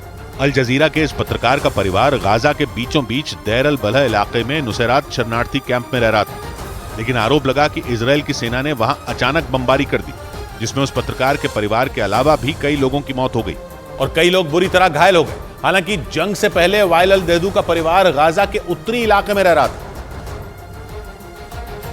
लेकिन इजराइल की सेना की चेतावनी के बाद वो अपने परिवार के साथ मध्य गाजा में चले गए और तभी से उनका परिवार वहां नुसैरात शरणार्थी कैंप में रह रहा था। लेकिन जिस जगह को वो सुरक्षित मान रहे थे वहां भी हमले शुरू हो गए। अल जजीरा के पत्रकार वाइल अल दहदू ने इजरायल की सेना पर झूठ बोलने और जंग में महिलाओं और बच्चों को टारगेट करने का आरोप लगाया। A big tragedy, especially it's perpetrated against women and children. एक झटके में अपने पूरे परिवार को खोने वाले वाइल अल दहदू की आंखों से आंसू रोके नहीं रुक रहे। उन्होंने इजरायल के प्रधानमंत्री बेंजामिन नेतन्याहू से अपील की कि वो अपनी सेना को गाजा में निर्दोष लोगों पर हमला करने से रोकें, क्योंकि आरोप लगा कि इजरायल की सेना जानबूझकर जंग में पत्रकारों को टारगेट कर रही। अल जजीरा के मुताबिक इजरायल और हमास जंग के दौरान 20 से ज्यादा पत्रकारों की मौत हो चुकी है, जिनमें ज्यादातर पत्रकार गाजा में मारे गए। हमास को जड़ से मिटाने के लिए इजरायल की सेना वहां एक से बढ़कर एक खतरनाक हथियारों का इस्तेमाल कर रही है। ऐसे में दावा किया गया कि गाजा में जिन पत्रकारों की मौत हुई वो इजरायल के हमलों में मारे गए। हालांकि इजरायल की सेना ने अल जजीरा के ब्यूरो चीफ वाइल अल दहदू के परिवार पर हुए हमले के मामले में सफाई दी और दावा किया कि गाजा के दैर अल बलह इलाके में हमास के लड़ाकों के छिपे होने की सूचना मिली थी और उन्हीं को निशाना बनाने के दौरान वाइल अल दहदू का परिवार हमले की चपेट में आ गया। और अमेरिका के अखबार द न्यूयॉर्क टाइम्स के मुताबिक गाजा में हमलों के दौरान मरने वाले पत्रकारों की संख्या 20 से ज्यादा हो गई। दावा है कि इजरायल की एयर स्ट्राइक में मारे गए सभी पत्रकार फिलिस्तीनी मूल के थे, जो गाजा में युद्ध की शुरुआत से ही कवरेज में जुटे थे। आरोप है कि इजरायल की तरफ से हो रही भारी बमबारी में इन पत्रकारों की मौत हो रही। उधर ब्रिटेन के एनजीओ ऑक्सफैम ने आरोप लगाया कि गाजा में भुखमरी को नागरिकों के खिलाफ हथियार की तरह इस्तेमाल किया जा रहा है। इजरायल के भीषण हमलों की वजह से गाजा में लोगों तक मदद नहीं पहुंच पा रही है, जिसके बाद ब्रिटेन के एनजीओ ऑक्सफैम ने यह आरोप लगा दिया कि इजरायल गाजा में आम नागरिकों को भूख से मारना चाहता है, इसीलिए वो गाजा के लोगों तक राहत सामग्री पहुंचने नहीं दे रहा है। इस बीच न्यूज एजेंसी रॉयटर्स के मुताबिक हमास के कब्जे में 200 से ज्यादा बंधकों में विदेशी नागरिकों की संख्या ज्यादा और इजरायली नागरिकों की संख्या कम होने से हमास टेंशन में आ गया। ऐसा इसलिए क्योंकि हमास बंधकों के नाम पर इजरायल की सेना से मोलभाव करने की कोशिश में जुटा था।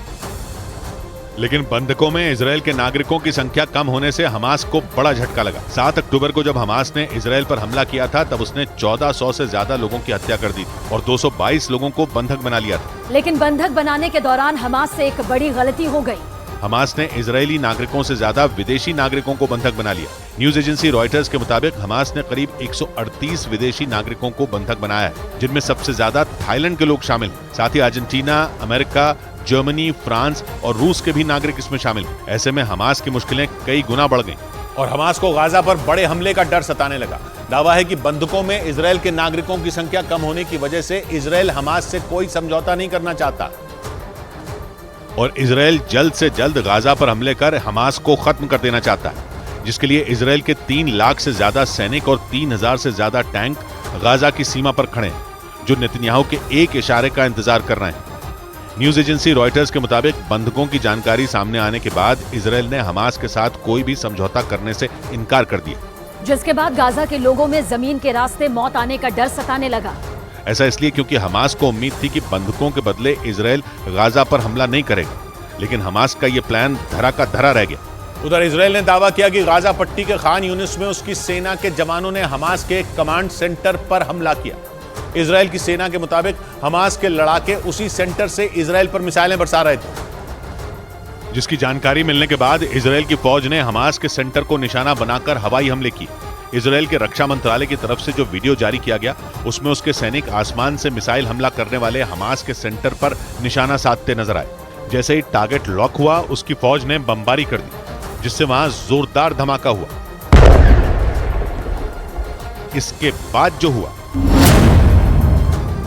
ब्रेक के बाद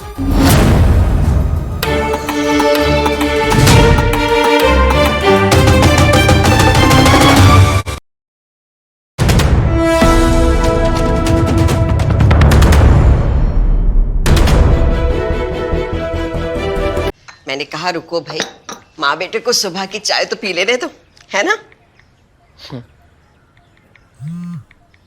अरे माँ, आप मुझे फोन कर रही हो? तो और क्या करूं? चाय। प्यार से चाय बनाते, प्यार से रिश्ते निभाते। वाघ बकरी चाय हमेशा रिश्ते बनाए। ये नया इंडिया, नए नजरिए का इंडिया, जहां लोगों का नंबर 1 भरोसा बनता है वो जो उनके मुद्दे, उनकी आवाज निडर होकर उठाता है, लोगों की नंबर 1 पसंद बनता है वो जो सिर्फ रफ्तार नहीं जिम्मेदारी पर भी विश्वास रखता है, देश का नंबर 1 न्यूज चैनल बनता है वो जो देश हित और जनहित दोनों को सर्वोपरि समझता है। News 18 India. नए इंडिया का नया नंबर 1 न्यूज चैनल। क्या खुशबू आ रही है। ऑफिस के बाहर तुम्हारी ये वाली चाय 200 रुपए में बिकेगी, पता है? मैं ये वाली चाय सबके लिए नहीं बनाती। प्यार से चाय बनाते हैं, प्यार से रिश्ते निभाते हैं। वाघ बकरी चाय हमेशा रिश्ते बनाए।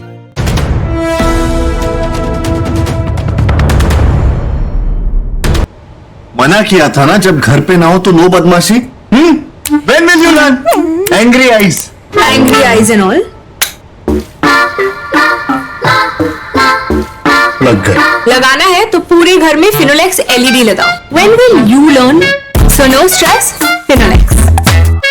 इजराइल की सेना ने दक्षिणी इजराइल की सीमा से लगे उत्तरी गाजा में हमास के ठिकानों पर छापा मारा और वहां जंग की जमीन तैयार की, क्योंकि यह ऑपरेशन इजराइल और गाजा की सीमा पर जंग के अगले चरण का हिस्सा है। या यूं कहें कि यह ऑपरेशन गाजा में जमीनी हमले से जुड़ी तैयारियों का आखिरी पड़ाव है, क्योंकि इजराइल की सेना ने बयान दिया कि वो उत्तरी गाजा में जंग का मैदान तैयार करने के लिए घुसी थी, जिसके लिए इजराइल की सेना ने उत्तरी गाजा में उस जगह से हमास का सफाया कर दिया जहां से उसे पूरे गाजा में हमास के ठिकानों को निशाना बनाना है। यानी इजराइल ने जमीनी जंग शुरू करने से पहले हमास को घर में घुसकर मारा, और इससे पहले उसने दक्षिणी इजराइल में पूरी तैयारी की थी और उत्तरी गाजा के नजदीक रहने वाले लोगों को घर में रहने को कहा, क्योंकि अगर हमास जवाबी कार्रवाई करता तो सीमा पर रहने वालों का नुकसान हो सकता था। और इसीलिए गाजा में इजराइल के ग्राउंड ऑपरेशन से पहले सीमा पर रहने वाले लोगों को घर में रहने की चेतावनी जारी कर दी गई, क्योंकि गाजा पर जमीनी हमले से पहले इजराइल ने उत्तरी गाजा में हमास के कई लड़ाकों, उनके ठिकानों और हथियार रखने वाली जगहों को खत्म कर दिया, जिसके बाद इजराइल की सेना के गाजा में जमीनी हमला करने पर जवाबी कार्रवाई की संभावना घट गई, क्योंकि इजराइल के मुताबिक उसकी सेना ने दक्षिणी इजराइल से लगने वाले उत्तरी गाजा के इलाके से हमास का सफाया कर दिया, जिसके लिए उसकी गिवाती ब्रिगेड ने मोर्चा संभाला। और दक्षिणी इजराइल में सेना के दफ्तर में बैठे सेना के अधिकारी गिवाती ब्रिगेड के हर कदम पर नजर रखते दिखे।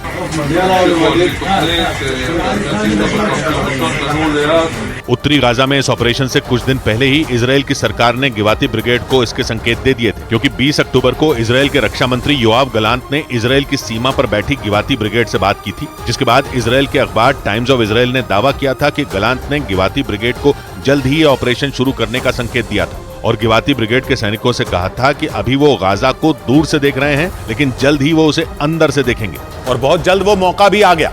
इजराइल की गिवाती ब्रिगेड ने उत्तरी गाजा में हमास के कई ठिकानों पर छापा मारा, क्योंकि इजराइल ने सेना की ये टुकड़ी गाजा पट्टी में कट्टरपंथी संगठनों के लड़ाकों से लड़ने के लिए बनाई थी। और हमास के खिलाफ इजराइल की सबसे बड़ी लड़ाई में भी गिवाती ब्रिगेड ने बड़ी भूमिका निभानी शुरू कर दी, क्योंकि गाजा में ऑपरेशन के लिए इजराइल की पैदल सैनिकों की इस टुकड़ी को भेजा गया। गिवाती ब्रिगेड इजराइल की सेना की पैदल सैनिकों की टुकड़ी है, जिसे 1947 में बनाया गया था, जिसके सैनिक फिलिस्तीन के खिलाफ जंग का हिस्सा बने थे। 2005 से पहले इजराइल की गिवाती ब्रिगेड गाजा पट्टी में ही तैनात थी, जहां वो फिलिस्तीन के कट्टरपंथी संगठनों से लड़ रही थी। लेकिन गाजा पट्टी पर हमास के कब्जे के बाद गिवाती ब्रिगेड को गाजा पट्टी से वापस बुला लिया गया था और उसे दक्षिणी इजराइल में तैनात कर दिया गया था। और तभी से गिवाती ब्रिगेड इजराइल की दक्षिणी सीमा पर सुरक्षा का जिम्मा संभाल रही है और हमास के लड़ाकों से सीधी जंग लड़ रही है, क्योंकि इजराइल ने तय कर लिया कि वो हमास के अंत से पहले नहीं रुकेगा। इजराइल के प्रधानमंत्री नेतन्याहू ने खुद ये साफ कर दिया कि अब इजराइल नहीं रुकेगा और उनका पूरा फोकस हमास के खात्मे पर है। और वो हमास से जुड़े एक एक शख्स को मौत के घाट उतार कर ही चैन लेंगे। אנשי החמאס הם בני מוות. מעל האדמה, מתחת לאדמה, בתוך עזה, מחוץ לעזה. इजराइल के 3 लाख से ज्यादा सैनिक गाजा में जमीनी हमले के लिए तैयार बैठे हैं और उन्हें नेतन्याहू से ग्रीन सिग्नल मिलने का इंतजार है, क्योंकि इजराइल 10 अक्टूबर को ही ऐलान कर चुका है कि वो हमास के अंत के लिए उत्तरी गाजा में घुसेगा। रात में उसकी सेना की टुकड़ी ने गाजा में ऑपरेशन चलाकर उसकी रिहर्सल भी कर ली, यानी जमीनी जंग का ट्रेलर दिखा दिया, जिसके बाद नेतन्याहू का बयान आया कि वो जमीनी जंग की तैयारी कर रहे हैं। लेकिन वो कब और कैसे शुरू होगी, उस पर नेतन्याहू ने सस्पेंस बनाए रखा और दलील दी कि ऐसा वो इजराइल के सैनिकों की सुरक्षा के लिए कर रहे हैं। क्योंकि अगर हमास को पता चल गया कि इजराइल की सेना का प्लान क्या है तो फिर तो हमास चौकन्ना हो जाएगा। लेकिन इजराइल की सेना ने जिस तरह से गाजा में हमास को घुसकर मारा, उससे यह संकेत मिल गए कि इजराइल की मिलिट्री बहुत जल्द गाजा में ऑपरेशन शुरू कर सकती है, जिसके लिए उसने उत्तरी गाजा में जंग की जमीन भी तैयार कर दी। और इतना ही नहीं, दक्षिणी इजराइल में सीमा के पास रहने वाले लोगों को अलर्ट कर दिया गया और उन्हें कई दिनों तक गाजा की सीमा से दूर सुरक्षित जगह जाने के लिए कह दिया गया। माना जा रहा है कि इजराइल के टैंक इसी वजह से रात के अंधेरे में गाजा में घुसे और अपना काम करके लौट आए, क्योंकि अगर हमास को भनक लग जाती तो वो एक बार फिर आम लोगों को नुकसान पहुंचा सकता था। और इसीलिए जमीनी जंग के रिहर्सल के लिए इजराइल ने रात का वक्त चुना, क्योंकि हमास को इसकी भनक भी नहीं लगी और दक्षिणी इजराइल में रहने वाले लोगों को वहां से निकलने का मौका भी मिल गया। क्योंकि इजराइल की सेना ने बयान दिया कि यह जंग लंबी खिंच सकती है। इससे पहले इजराइल के रक्षा मंत्री ने भी यही बात कही थी। पिछले हफ्ते जब बाइडेन इजराइल के दौरे पर आए थे तो इजराइल के रक्षा मंत्री ने उनसे मुलाकात की थी और आशंका जताई थी कि हमास से इजराइल की जंग लंबी खिंच सकती है। और अब इजराइल की सेना ने जंग लंबी चलने के संकेत दिए। ממשיכים לתקוף בעזה. היום תקפנו בעיר עזה, תקפנו तशतीयों טרור। इजराइल की सेना की जंग किसी देश की सेना से नहीं बल्कि एक ऐसे कट्टरपंथी संगठन से है जिसका पूरी की पूरी गाजा पट्टी पर कब्जा है। इजराइल की सेना का कहना है कि गाजा पट्टी में हमास का 500 किलोमीटर का टनल नेटवर्क है, यानी करीब करीब पूरे गाजा के नीचे सुरंगें हैं, जिनकी संख्या 1-2 नहीं बल्कि 11 है। और इन सुरंगों में मिसाइलें और टैंक रखे गए। सबसे बड़ी बात यह कि हमास का दावा है कि उसके 30,000 से ज्यादा लड़ाके इजराइल से जंग लड़ने को तैयार है। मतलब इजराइल की सेना के सामने बड़ी चुनौती है, क्योंकि हमास के हजारों लड़ाकों को घनी आबादी वाली गाजा पट्टी में ढूंढना आसान काम नहीं है। यही नहीं, इजराइल की सेना ने खुद कई बार कहा है कि हमास के लड़ाके आम लोगों के बीच छिपकर लड़ रहे हैं, जिसकी वजह से इजराइल की सेना ने गाजा के लोगों को सलाह दी थी कि वो ह्यूमन शील्ड न बने, क्योंकि इजराइल ने आरोप लगाया था कि हमास के लड़ाके पीछे से वार कर रहे हैं और उन्हें ह्यूमन शील्ड बना रहे हैं, क्योंकि लड़ाई के इस तरीके में दुश्मन आम लोगों का इस्तेमाल करता है और उन्हें सामने करके दुश्मन से खुद को बचाता है। और इजराइल का कहना है कि हमास ने भी इसी तरीके से गाजा के लोगों को अपना हथियार बनाया, जिससे इजराइल के लिए मुश्किल बढ़ गई, क्योंकि गाजा पर 6,000 से ज्यादा बम गिराने के बाद भी हमास के 30,000 से ज्यादा लड़ाके जिंदा हैं। कम से कम हमास ने तो यही दावा किया, जिसकी वजह से हमास और इजराइल की जंग की तुलना अफगानिस्तान में तालिबान से हुई जंग से की जाने लगी, क्योंकि ये जंग करीब 20 साल चली थी और आखिरकार अमेरिका की सेना को अफगानिस्तान छोड़कर जाना पड़ा था, जिसके बाद अफगानिस्तान में तालिबान सरकार बन गई थी। और अब हमास और इजराइल की जंग की तुलना भी अफगानिस्तान की लड़ाई से हो रही है, क्योंकि वहां तालिबान के खिलाफ अफगानिस्तान के नॉर्दर्न अलायंस और अमेरिकी सेना ने 20 साल तक जंग लड़ी थी और करीब 2 साल पहले अमेरिका की सेना अफगानिस्तान छोड़कर चली गई थी। और अब हमास और इजराइल की जंग भी उसी दिशा में बढ़ती दिख रही है, क्योंकि हमास हथियार डालने को तैयार नहीं है, उसे हिजबुल्लाह और ईरान का साथ भी मिल रहा है, जिससे इजराइल उत्तर और दक्षिण में घिरता दिख रहा है, क्योंकि हमास बड़ी लड़ाई लड़ने के मूड में है। और इजराइल ने भी लंबी लड़ाई की तैयारी शुरू कर दी, जिसके लिए उसके रक्षा मंत्री ने बाइडेन से बात भी की थी और उम्मीद जताई थी कि अमेरिका से उसे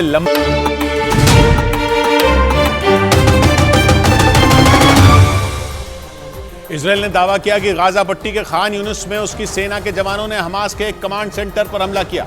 इजराइल की सेना के मुताबिक हमास के लड़ाके उसी सेंटर से इजराइल पर मिसाइलें बरसा रहे थे, जिसकी जानकारी मिलने के बाद इजराइल की फौज ने हमास के सेंटर को निशाना बनाकर हवाई हमले किए। इजराइल के रक्षा मंत्रालय की तरफ से जो वीडियो जारी किया गया उसमें उसके सैनिक आसमान से मिसाइल हमला करने वाले हमास के सेंटर पर निशाना साधते नजर आए। जैसे ही टारगेट लॉक हुआ, उसकी फौज ने बमबारी कर दी, जिससे वहां जोरदार धमाका हुआ। यह धमाका इतना जोरदार था कि उस सेंटर में मौजूद मिसाइल लॉन्च करने वाला पूरा सिस्टम ही तबाह हो गया, जबकि पूरा सेंटर मलबे में तब्दील हो गया। इजराइल की सेना ने दावा किया कि उसके इस हमले में हमास के कई लड़ाके भी चपेट में आए। बड़ी खबर आई पश्चिम एशिया में अमेरिका की जंग की तैयारी से जुड़ी। ईरान के समर्थन वाले लड़ाकों के हमले झेलने के बाद अमेरिका ने इराक और सीरिया में मिलिट्री ड्रिल शुरू कर दी। सीरिया और इराक में पिछले एक हफ्ते में अमेरिका के सैनिकों पर 1 दर्जन से ज्यादा हमले हो चुके हैं। दोनों देशों में अमेरिका के सैन्य अड्डों पर रॉकेट और ड्रोन से अटैक किए जा चुके हैं, जिसके बाद अमेरिका ने पूरे पश्चिम एशिया में अपने सुरक्षा घेरे को पहले से ज्यादा तगड़ा करना शुरू कर दिया और अब इराक और सीरिया में सैन्य अभ्यास ही कर डाला। मतलब जहां अमेरिका की सेना पर अटैक हुए, उनका खून बहाया गया, अमेरिका ने वहीं इतनी ताकत से सिर उठाया कि अपने दुश्मनों को तेवर दिखा दिया। जब से इजराइल की जंग छिड़ी है और अमेरिका ने उसका आखिरी दम तक साथ देने का ऐलान किया है, तभी से अमेरिका पश्चिम एशिया में निशाने पर है। इसी वजह से सीरिया और इराक में उसके मिलिट्री बेसों पर हमले हुए। जिसका मुंह तोड़ जवाब देने के लिए अमेरिका ने सीरिया और इराक में अपने सैन्य अड्डों पर मिलिट्री एक्सरसाइज शुरू कर दी। सीरिया और इराक दोनों देशों में अमेरिका के सैनिक बीते कई साल से आईएसआईएस के आतंकियों से लड़ रहे हैं और दोनों देशों में ईरान का तगड़ा दखल है। रक्षा विशेषज्ञों का अनुमान है कि अकेले इराक और सीरिया के बॉर्डर पर ही ईरान के समर्थन वाले लड़ाकों के 10 से 20 गुट एक्टिव हैं, जिन्हें ईरान फंड से लेकर हथियार और ट्रेनिंग देता है। अमेरिका के इजरायल की बढ़ चढ़कर मदद करने से इराक और सीरिया के ये लड़ाके बुरी तरह भड़क गए और सीरिया और इराक में अमेरिका के सैनिकों पर ताबड़तोड़ हमले शुरू हो गए, जबकि बीते 6 महीने से ज्यादा वक्त से इराक और सीरिया के हथियारबंद गुट अमेरिका की फौज पर ड्रोन या रॉकेट चलाने से बच रहे थे। इस बीच अमेरिका की खुफिया एजेंसियों ने भी आगाह किया कि ईरान पश्चिम एशिया में तैनात अमेरिका की फौज पर हमले बढ़वा सकता है। इसलिए उसके जवाब में युद्ध अभ्यास के जरिए अपनी ताकत दिखाकर अमेरिका ने ईरान और उसके साथियों को सख्त संदेश दे दिया कि अमेरिका से भिड़ने की गलती बिल्कुल ना करें, क्योंकि अगर अमेरिका ने अपनी पूरी ताकत पश्चिम एशिया में झोंक दी तो ईरान बर्बाद हो जाएगा। इसी वजह से 2 दिन पहले अमेरिका ने संयुक्त राष्ट्र में सरेआम आरोप लगाया कि ईरान के इशारे पर ही पश्चिम एशिया में अमेरिकी सैनिकों को निशाना बनाया जा रहा है। लेकिन अमेरिका ने साफ किया कि इसके बावजूद वो ईरान से जंग नहीं चाहता, लेकिन अगर ईरान या फिर उसके समर्थन वाले लड़ाके अमेरिकी सैनिकों को चोट पहुंचाएंगे तो अमेरिका उनकी रक्षा में अपनी जान लगा देगी। और अमेरिका पश्चिम एशिया में अपनी सुरक्षा चाक चौबंद करने में जुट गया। उसने अपने यहां मौजूद सैनिकों को हाई अलर्ट पर रखने के साथ अपने एकदम आधुनिक मिसाइल डिफेंस सिस्टमों से लेकर लड़ाकू विमान तक पश्चिम एशिया में तैनात कर दिए, ताकि ईरान और उसके साथियों के जहन में खौफ भरा जा सके। यही वजह रही कि अमेरिका ने अपने यूएसएस आइजनहावर एयरक्राफ्ट कैरियर को पश्चिम एशिया में तैनात करने का ऑर्डर दे दिया। मगर यूएसएस आइजनहावर एयरक्राफ्ट कैरियर अकेला नहीं आ रहा, बल्कि उसके साथ जंगी जहाजों और लड़ाकू विमानों का पूरा बेड़ा सऊदी अरब के पास लाल सागर और ईरान के बगल में मौजूद फारस की खाड़ी की तरफ रवाना हो रहा है। समंदर के साथ अमेरिका ने पश्चिम एशिया के आसमान में भी सुरक्षा का घेरा बना दिया। उसके F-16 जैसे 2400 किलोमीटर प्रति घंटा की रफ्तार से उड़ने वाले ताकतवर लड़ाकू विमान का एक बेड़ा भी पश्चिम एशिया पहुंच गया और अमेरिका के थार्ड और पेट्रियट जैसे मिसाइल डिफेंस सिस्टम तो पहले ही पश्चिम एशिया में अपनी पोजीशन ले चुके हैं। क्योंकि अकेले इराक और सीरिया में बीते 1 हफ्ते में अमेरिका पर इतने हवाई हमले हुए कि उसके 30 सैनिक बुरी तरह जख्मी हो गए। बल्कि अमेरिका की न्यूज कंपनी पॉलिटिको की खबर है कि इन हमलों में अमेरिका के कुछ सैनिकों के सिर पर गंभीर चोट तक आई है, जिससे अमेरिकी सैनिकों की जान भी खतरे में पड़ सकती है। अमेरिका के रक्षा मंत्रालय ने बताया कि 17 से 24 अक्टूबर के बीच इराक और सीरिया में अमेरिका की फौज पर 14 बार हमले हुए, 11 बार इराक में और 3 बार सीरिया में, जिनमें 30 अमेरिकी सैनिक घायल हो गए। इसलिए अमेरिकी राष्ट्रपति बाइडेन ने ईरान को चेतावनी दी कि उनके सैनिकों को पश्चिम एशिया में निशाना बनाना बंद कर दे, नहीं तो फिर वो भी हमला झेलने के लिए तैयार रहे। My warning to the Ayatollah was that if they continue to move against those troops, we will respond. Biden ने साफ किया कि अमेरिका पर हुए 9/11 हमले के बाद से ही अमेरिका के सैनिक पश्चिम एशिया में तैनात हैं। उनका इजराइल से कोई लेना देना ही नहीं है, इसलिए ईरान वहां अमेरिकी सैनिकों को टारगेट ना करे। लेकिन अमेरिका ईरान से पश्चिम एशिया में उलझा हुआ है और ईरान पश्चिम एशिया के पार जाकर अफ्रीका तक में साजिशों का जाल बिछाने में लगा है।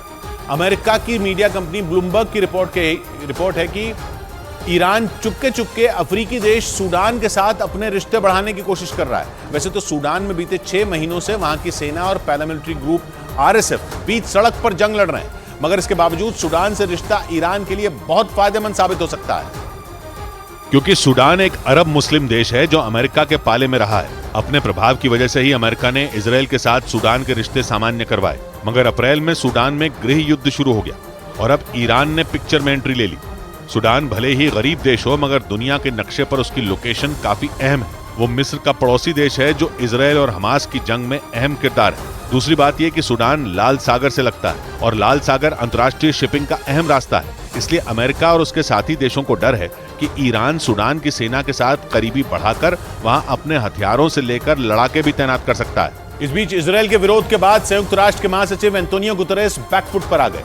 उन्होंने हमास और इजराइल के बीच छिड़ी जंग को लेकर एक बयान दिया, जिस पर विवाद बढ़ने के बाद उन्होंने सफाई दी और हैरानी जताते हुए बताया कि उनके बयान का गलत मतलब निकाला गया। असल में संयुक्त राष्ट्र के महासचिव एंटोनियो गुतेरेस ने एक बैठक में इजराइल और हमास के बीच युद्ध रोकने की बात कही। उनके मुताबिक 7 अक्टूबर को इजराइल पर हमास की ओर से किए गए हमले अचानक नहीं हुए थे, क्योंकि कई दशकों से फिलिस्तीन के लोग किसी बंधक की तरह वहां रहने को मजबूर हैं। इसके साथ ही उन लोगों की जमीन पर कब्जा कर लिया गया, जबकि कई घर पूरी तरह तबाह कर दिए गए और यही वजह रही कि वहां के लोगों की उम्मीदें भी टूट चुकी हैं, जिससे दशकों बाद भी फिलिस्तीन के लोगों को सियासी समस्या का समाधान नहीं मिल पा रहा है। और एंटोनियो गुतरेस के मुताबिक फिलिस्तीन के नागरिकों की हत्या, उन्हें गाजा से बाहर जाने से रोकने और उनके ठिकानों पर रॉकेट दागने जैसे अपराधों को कभी भी सही नहीं ठहराया जा सकता। इसके साथ ही उन्होंने इजराइल पर हमास के भीषण हमलों को भी गलत बताया। लेकिन संयुक्त राष्ट्र के महासचिव के बयान पर इजराइल ने उन्हें घेर लिया और नाराजगी जताते हुए उनसे इस्तीफा देने की मांग कर दी, जिसके बाद इजराइल के विदेश मंत्री ने उनके साथ होने वाली बैठक को भी रद्द कर दिया और उनसे माफी तक मांगने की बात कह दी। साथ ही संयुक्त राष्ट्र के महासचिव एंटोनियो गुतरेस के बयान को हमास का समर्थन करने वाला और यहूदी समुदाय के खिलाफ बता दिया गया। इजराइल के विदेश मंत्री ने तो एंटोनियो गुतरेस पर आतंकवाद को सही ठहराने का आरोप लगा दिया और सख्त रुख अपनाते हुए गुतरेस से संयुक्त राष्ट्र में महासचिव के पद से तुरंत इस्तीफा देने की मांग कर दी। इजराइल ने इसके लिए अमेरिका का भी जिक्र किया और इजराइल के लोगों की हुई मौत को लेकर एंटोनियो गुतरेस पर कई सवाल खड़े कर दिए, क्योंकि अमेरिका ने भी गुतरेस के हमास पर दिए बयान पर असहमति जताई। इजराइल के मुताबिक सिर्फ फिलिस्तीन के लोगों की वजह से हमास के हमलों को सही नहीं ठहराया जा सकता, क्योंकि हमास के लड़ाकों ने वहां कत्लेआम मचा दिया था, जिसके बाद अब इजराइल की सेना हमास को जड़ से मिटा देना चाहती है। जबकि संयुक्त राष्ट्र के महासचिव एंटोनियो गुतरेस ने गाजा पर इजराइल के ऑपरेशन को अंतर्राष्ट्रीय कानूनों के खिलाफ बता दिया था। जंग के दौरान उन्होंने गाजा पर इजराइल की सेना की ताबड़तोड़ बमबारी पर चिंता जताई और जंग में अंतर्राष्ट्रीय कानूनों का पालन करने की सलाह दे डाली। संयुक्त राष्ट्र के महासचिव एंटोनियो गुतरेस के मुताबिक कोई भी पक्ष अंतर्राष्ट्रीय कानून से ऊपर नहीं। ऐसे में दुनिया के देशों को आगे बढ़कर युद्ध के नियमों का पालन करने की मांग करनी चाहिए, क्योंकि गाजा में इजराइल की सेना के हमलों की वजह से हालात बेहद खराब हो चुके हैं और वहाँ लोग खाने पीने और दवाइयों जैसी जरूरी चीजों की किल्लत से जूझ रहे हैं, जबकि बच्चों और महिलाओं समेत हजारों लोगों की मौत हो चुकी है। इसलिए संयुक्त राष्ट्र सुरक्षा परिषद की बैठक के दौरान एंटोनियो गुतरेस ने हमास और इजराइल की सेना से युद्ध रोकने की अपील की। उधर संयुक्त राष्ट्र सुरक्षा परिषद में रूस और चीन के वीटो पावर के इस्तेमाल पर इजराइल आग बबूला हो गया। ऐसा इसलिए क्योंकि हमास के हमलों की निंदा के लिए अमेरिका एक प्रस्ताव लेकर आया, लेकिन चीन और रूस के वीटो पावर इस्तेमाल करने की वजह से अमेरिका का वो प्रस्ताव गिर गया और इसी बात से भड़के इजराइल ने रूस और चीन को खरी खोटी सुना दी। गाजा में भीषण लड़ाई के बीच अमेरिका संयुक्त राष्ट्र सुरक्षा परिषद में हमास के खिलाफ प्रस्ताव लेकर आया ताकि दुनिया को यह बताया जा सके कि हमास कितना क्रूर है, लेकिन रूस और चीन ने वीटो पावर का इस्तेमाल कर उसके प्रस्ताव पर अड़ंगा लगा दिया, जिसके बाद इजराइल का गुस्सा रूस और चीन पर भड़क गया और यूएन में इजराइल के राजदूत गिलाद एर्दान ने बिना नाम लिए ही दोनों पर तंज कसा और साफ कह दिया कि जिस तरह का हमला इजराइल पर हुआ था, अगर वैसा ही किसी और देश पर हुआ होता तो वो अपने दुश्मन को कुचल देता। लेकिन भले ही चीन और रूस ने इजराइल का साथ न दिया हो, मगर अमेरिका के प्रस्ताव पर फ्रांस, जापान और ब्रिटेन जैसे देशों ने पूरा समर्थन दिया, जिससे साफ हो गया कि इजराइल के दोस्त उसके साथ मजबूती से खड़े हैं और जंग के मैदान से लेकर संयुक्त राष्ट्र सुरक्षा परिषद में भी वो अपने दोस्त इजराइल का साथ नहीं छोड़ने वाले। इसलिए उन्होंने हमास के खिलाफ लाए गए अमेरिका के प्रस्ताव पर खुलकर समर्थन दिया। सुरक्षा परिषद में अमेरिका के प्रस्ताव पर फ्रांस, जापान और ब्रिटेन के साथ 10 देशों ने प्रस्ताव के समर्थन में वोट डाले, लेकिन रूस और चीन ने वीटो पावर का इस्तेमाल कर उस प्रस्ताव को पास नहीं होने दिया। वीटो पावर संयुक्त राष्ट्र सुरक्षा परिषद के 5 स्थायी सदस्यों को दी गई एक ताकत है, जिसका इस्तेमाल वो सुरक्षा परिषद में किसी भी प्रस्ताव को पास होने से रोकने के लिए कर सकते हैं। चीन, फ्रांस, रूस, ब्रिटेन और अमेरिका संयुक्त राष्ट्र सुरक्षा परिषद के स्थायी सदस्य हैं और वीटो पावर के इस्तेमाल की वजह से ही अमेरिका का प्रस्ताव पास नहीं हो सका। लेकिन रूस ने न सिर्फ उस प्रस्ताव के खिलाफ वोट किया, बल्कि उसने अमेरिका के प्रस्ताव को राजनीति से प्रेरित भी बता दिया और साफ कह दिया कि केवल वाहवाही बटोरने के लिए लाए गए प्रस्ताव का वो समर्थन नहीं करेगा। संयुक्त राष्ट्र में रूस के राजदूत ने अमेरिका पर संयुक्त राष्ट्र सुरक्षा परिषद के फैसलों को रोकने की कोशिश करने का आरोप भी मढ़ दिया। इतना ही नहीं, प्रस्ताव में गजा में आम नागरिकों पर हुए हमलों की निंदा शामिल नहीं करने पर भी रूस ने सवाल खड़े किए, क्योंकि लगातार ऐसी खबरें आ रही हैं कि इजराइल की सेना के हमलों में गाजा में बच्चे, महिलाएं और यहां तक बुजुर्ग भी अपनी जान गंवा रहे हैं। इसीलिए तमाम बातों पर असहमति जताते हुए रूस ने अमेरिका के प्रस्ताव पर वीटो का इस्तेमाल किया और उसका प्रस्ताव पास नहीं हो सका। लेकिन इसके बाद जहां इजराइल का गुस्सा भड़क गया, वहीं अमेरिका ने भी संयुक्त राष्ट्र सुरक्षा परिषद में ही रूस से हिसाब बराबर कर लिया और गाजा में युद्ध विराम का समर्थन करने वाले रूस के लाए गए प्रस्ताव के खिलाफ वोट कर दिया, जिसके बाद रूस का प्रस्ताव भी गिर गया। लेकिन इस दौरान चीन ने दोस्त रूस का साथ दिया और उसके प्रस्ताव के समर्थन में वोट किया, जबकि ब्रिटेन ने अमेरिका के साथ रूस के प्रस्ताव के खिलाफ वोट किया, जिससे एक बार फिर ये साफ हो गया कि इजरायल के साथ दोनों देश मजबूती से खड़े हैं। इजरायल और हमास के बीच जंग छिड़ने के 2 दिन बाद ही अमेरिका और ब्रिटेन ने खुलकर इजरायल को समर्थन देने का ऐलान कर दिया था। अमेरिका ने तो तुरंत ही अपने जंगी जहाज को भी इजरायल भेज दिया था। लेकिन रूस और चीन पर दबाव बनाने के लिए इजरायल ने एक नए प्लान पर काम करना शुरू कर दिया। ताइवान में इजरायल के राजदूत ने चीन को उकसाने वाले बयान देकर इसके साफ संकेत दे दिए और जता दिया कि इजरायल भी चीन की दुखती रग को अच्छी तरह जानता है। ताइपे में इजरायल के राजदूत ने ताइवान को इजरायल का पक्का दोस्त बताया, जबकि चीन तो ताइवान को देश ही नहीं मानता। इतना ही नहीं, इजरायल के राजदूत ने ताइपे में बोलते हुए हमास हमले पर चीन के रवैये को गलत बताया। साथ ही ये भी कह दिया कि हमास के हमले के बाद चीन का रवैया दुख पहुंचाने वाला है। बात भले ही चीन के रवैये की हो रही हो, लेकिन इशारा ताइवान पर था। मतलब ये कि अगर हमास के खिलाफ चल रहे ऑपरेशन में चीन ने अड़ंगा लगाया तो इजरायल भी ताइवान में एंट्री कर सकता है, और अगर इजरायल ने ताइवान से दोस्ती निभानी शुरू कर दी तो चीन की मुश्किलें बढ़ सकती हैं। उधर दक्षिण अमेरिकी देश कोलंबिया ने गाजा के लिए करीब 1 टन राहत सामग्री से भरा एक विमान भेज दिया। कोलंबिया की राजधानी बोगोता से भेजी गई ये राहत सामग्री गाजा में युद्ध पीड़ितों को दी जाएगी।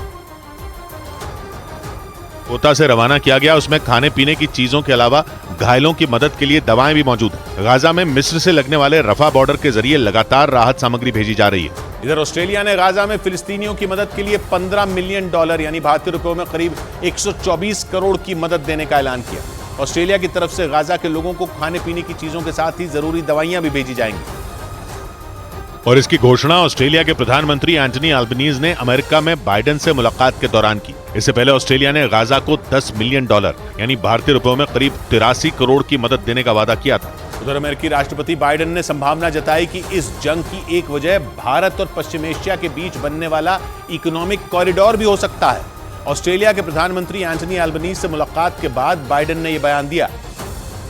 हालांकि बाइडेन ने यह भी साफ किया कि इसे साबित करने के लिए उनके पास कोई सबूत नहीं। भारत, पश्चिम एशिया और यूरोप के इस इकोनॉमिक कॉरिडोर को बनाने की घोषणा पिछले महीने दिल्ली में G20 की बैठक में की गई थी। और अमेरिका की मिशिगन यूनिवर्सिटी में फिलिस्तीन के समर्थन में सैकड़ों छात्रों ने प्रदर्शन किया। खबर है कि अपना विरोध जताने के लिए ये छात्र क्लास छोड़कर सड़क पर उतर आए और फिलिस्तीन के समर्थन में उन्होंने मिशिगन में एक बड़ी रैली निकाली।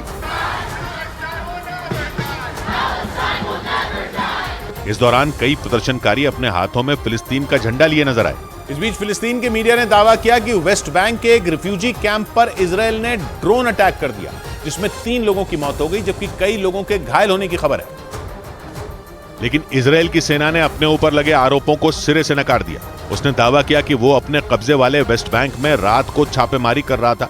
इस दौरान हथियारों से लैस फिलिस्तीनियों ने उत्तरी वेस्ट बैंक में एक रिफ्यूजी कैंप में उसकी सेना पर गोलीबारी कर दी और विस्फोटक फेंके, जिसके बाद इजरायल की सेना ने जवाबी कार्रवाई में उन पर ड्रोन से हमला किया, जिसमें 3 फिलिस्तीन के नागरिक मारे गए, जबकि कई घायल बताए गए। वेस्ट बैंक के रिफ्यूजी कैंप में सालों से छिपकर फिलिस्तीन के लोग रह रहे हैं, जो आए दिन इजरायल की सेना से उलझते रहते हैं। और ये पहली बार नहीं है जब वेस्ट बैंक के किसी रिफ्यूजी कैंप में रह रहे लोगों की जान गई। कतर के टीवी चैनल अल जजीरा के मुताबिक हमास और इजरायल में जंग शुरू होने के बाद से वेस्ट बैंक में 100 से ज्यादा लोगों की मौत हो चुकी है और जंग के बीच ये तनाव और बढ़ता जा रहा है। क्योंकि हमास ने इजरायल में जो नरसंहार किया उसकी कीमत सिर्फ गाजा ही नहीं बल्कि वेस्ट बैंक भी भुगत रहा है। फिलिस्तीन का आरोप है कि इजरायल की सेना वहां भी हमले कर रही है। उसने आरोप लगाया कि इजरायल की तरफ से किए गए हमलों में 100 से ज्यादा फिलिस्तीनी नागरिक मारे गए, क्योंकि 1967 में इजरायल ने जंग के बाद वेस्ट बैंक के कुछ इलाकों पर कब्जा कर लिया था, जिसके बाद से वहां इजरायल और फिलिस्तीन एक दूसरे के खून के प्यासे बने हुए हैं। और 7 अक्टूबर को हमास के हमले के बाद वेस्ट बैंक में भी हालात बिगड़ गए। गाजा पर बम बरसाने के साथ ही इजरायल पर वेस्ट बैंक के कुछ इलाकों में भी हमले के आरोप लग रहे हैं, क्योंकि वेस्ट बैंक के जिस हिस्से पर इजरायल का कब्जा है उन इलाकों में पहले से ही चरमपंथी संगठन हमास के लड़ाके एक्टिव हैं। वेस्ट बैंक में 15 से ज्यादा शरणार्थी कैंप है जहां फिलिस्तीन के नागरिक रहते हैं और हमेशा उनका आमना सामना इजरायल की सेना और पुलिस से होता है, क्योंकि वो वेस्ट बैंक पर इजरायल का कब्जा नहीं चाहते। वेस्ट बैंक का 40% हिस्सा फिलिस्तीन के पास है, जबकि 60% इजरायल के कब्जे में। हालांकि इस इलाके पर इजरायल का कब्जा जरूर है, लेकिन फिलिस्तीन के नागरिकों के शरणार्थी कैंपों की वजह से वहाँ आए दिन बवाल होते रहते हैं, क्योंकि वहाँ रहने वाले लोग इजरायल के खिलाफ हैं और फिलिस्तीन के साथ हैं। यही नहीं, हमास के लड़ाके जॉर्डन के रास्ते वेस्ट बैंक में घुसते हैं, क्योंकि इजरायल और फिलिस्तीन के झगड़े में जॉर्डन फिलिस्तीन के साथ है, जिससे इजरायल की मुश्किल बढ़ जाती है। उधर पश्चिम एशिया के देश जॉर्डन की क्वीन ने इजरायल का समर्थन करने वाले पश्चिमी देशों पर हमला बोल दिया। उन्होंने गाजा में युद्ध विराम रोकने का विरोध करने वाले देशों की आलोचना की। और जॉर्डन की क्वीन ने इजराइल के हमलों में मारे जा रहे आम लोगों के मुद्दे पर सवाल न उठाने वाले पश्चिमी देशों को आड़े हाथ लिया और उन पर दोहरा रवैया अपनाने का आरोप लगा दिया। जॉर्डन की क्वीन के माता पिता दोनों फिलिस्तीनी हैं। इस बीच इजराइल और हमास में छिड़ी जंग के बीच हमास के संस्थापक शेख हसन यूसुफ के बेटे मुसाब हसन यूसुफ ने हमास के खिलाफ कई राज उगल दिए।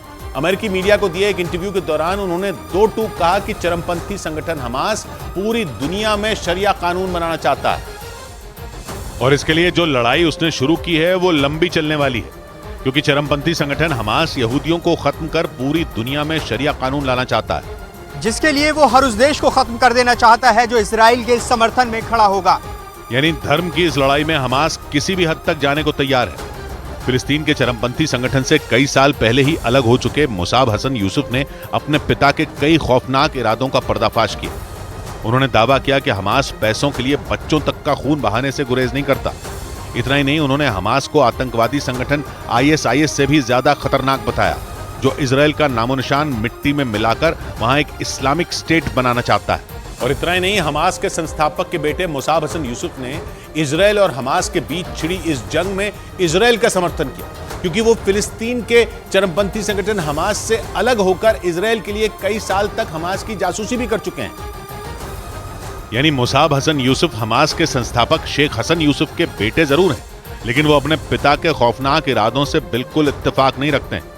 यही वजह रही कि उन्होंने इजराइल के लिए कई सालों तक काम किया। उन्होंने इजराइल की खुफिया एजेंसी शिन बेट के लिए साल 1997 से 2007 तक जासूसी की, जिसके लिए उन्होंने इस्लाम धर्म को छोड़कर ईसाई धर्म भी अपना लिया था। उन्हें ग्रीन प्रिंस के नाम से भी जाना जाता है और वो अब अमेरिका की नागरिकता अपनाकर वहीं बस गए हैं। लेकिन इजराइल की खुफिया एजेंसी का हिस्सा रहने के दौरान उन्होंने इजराइल को कई ऐसी अहम जानकारियां दी थी जिसकी वजह से इजराइल में आत्मघाती हमले रोकने में मदद मिली थी। उधर इजराइल और हमास की जंग के बीच फिलिस्तीन के मीडिया ने दावा किया कि अल अक्सा मस्जिद बंद कर दी गई है। दावा यह भी है कि इजराइल की पुलिस मुस्लिम समुदाय के लोगों को मस्जिद में घुसने तक नहीं दे रही है, जबकि यहूदी समुदाय को मस्जिद में एंट्री दी जा रही है।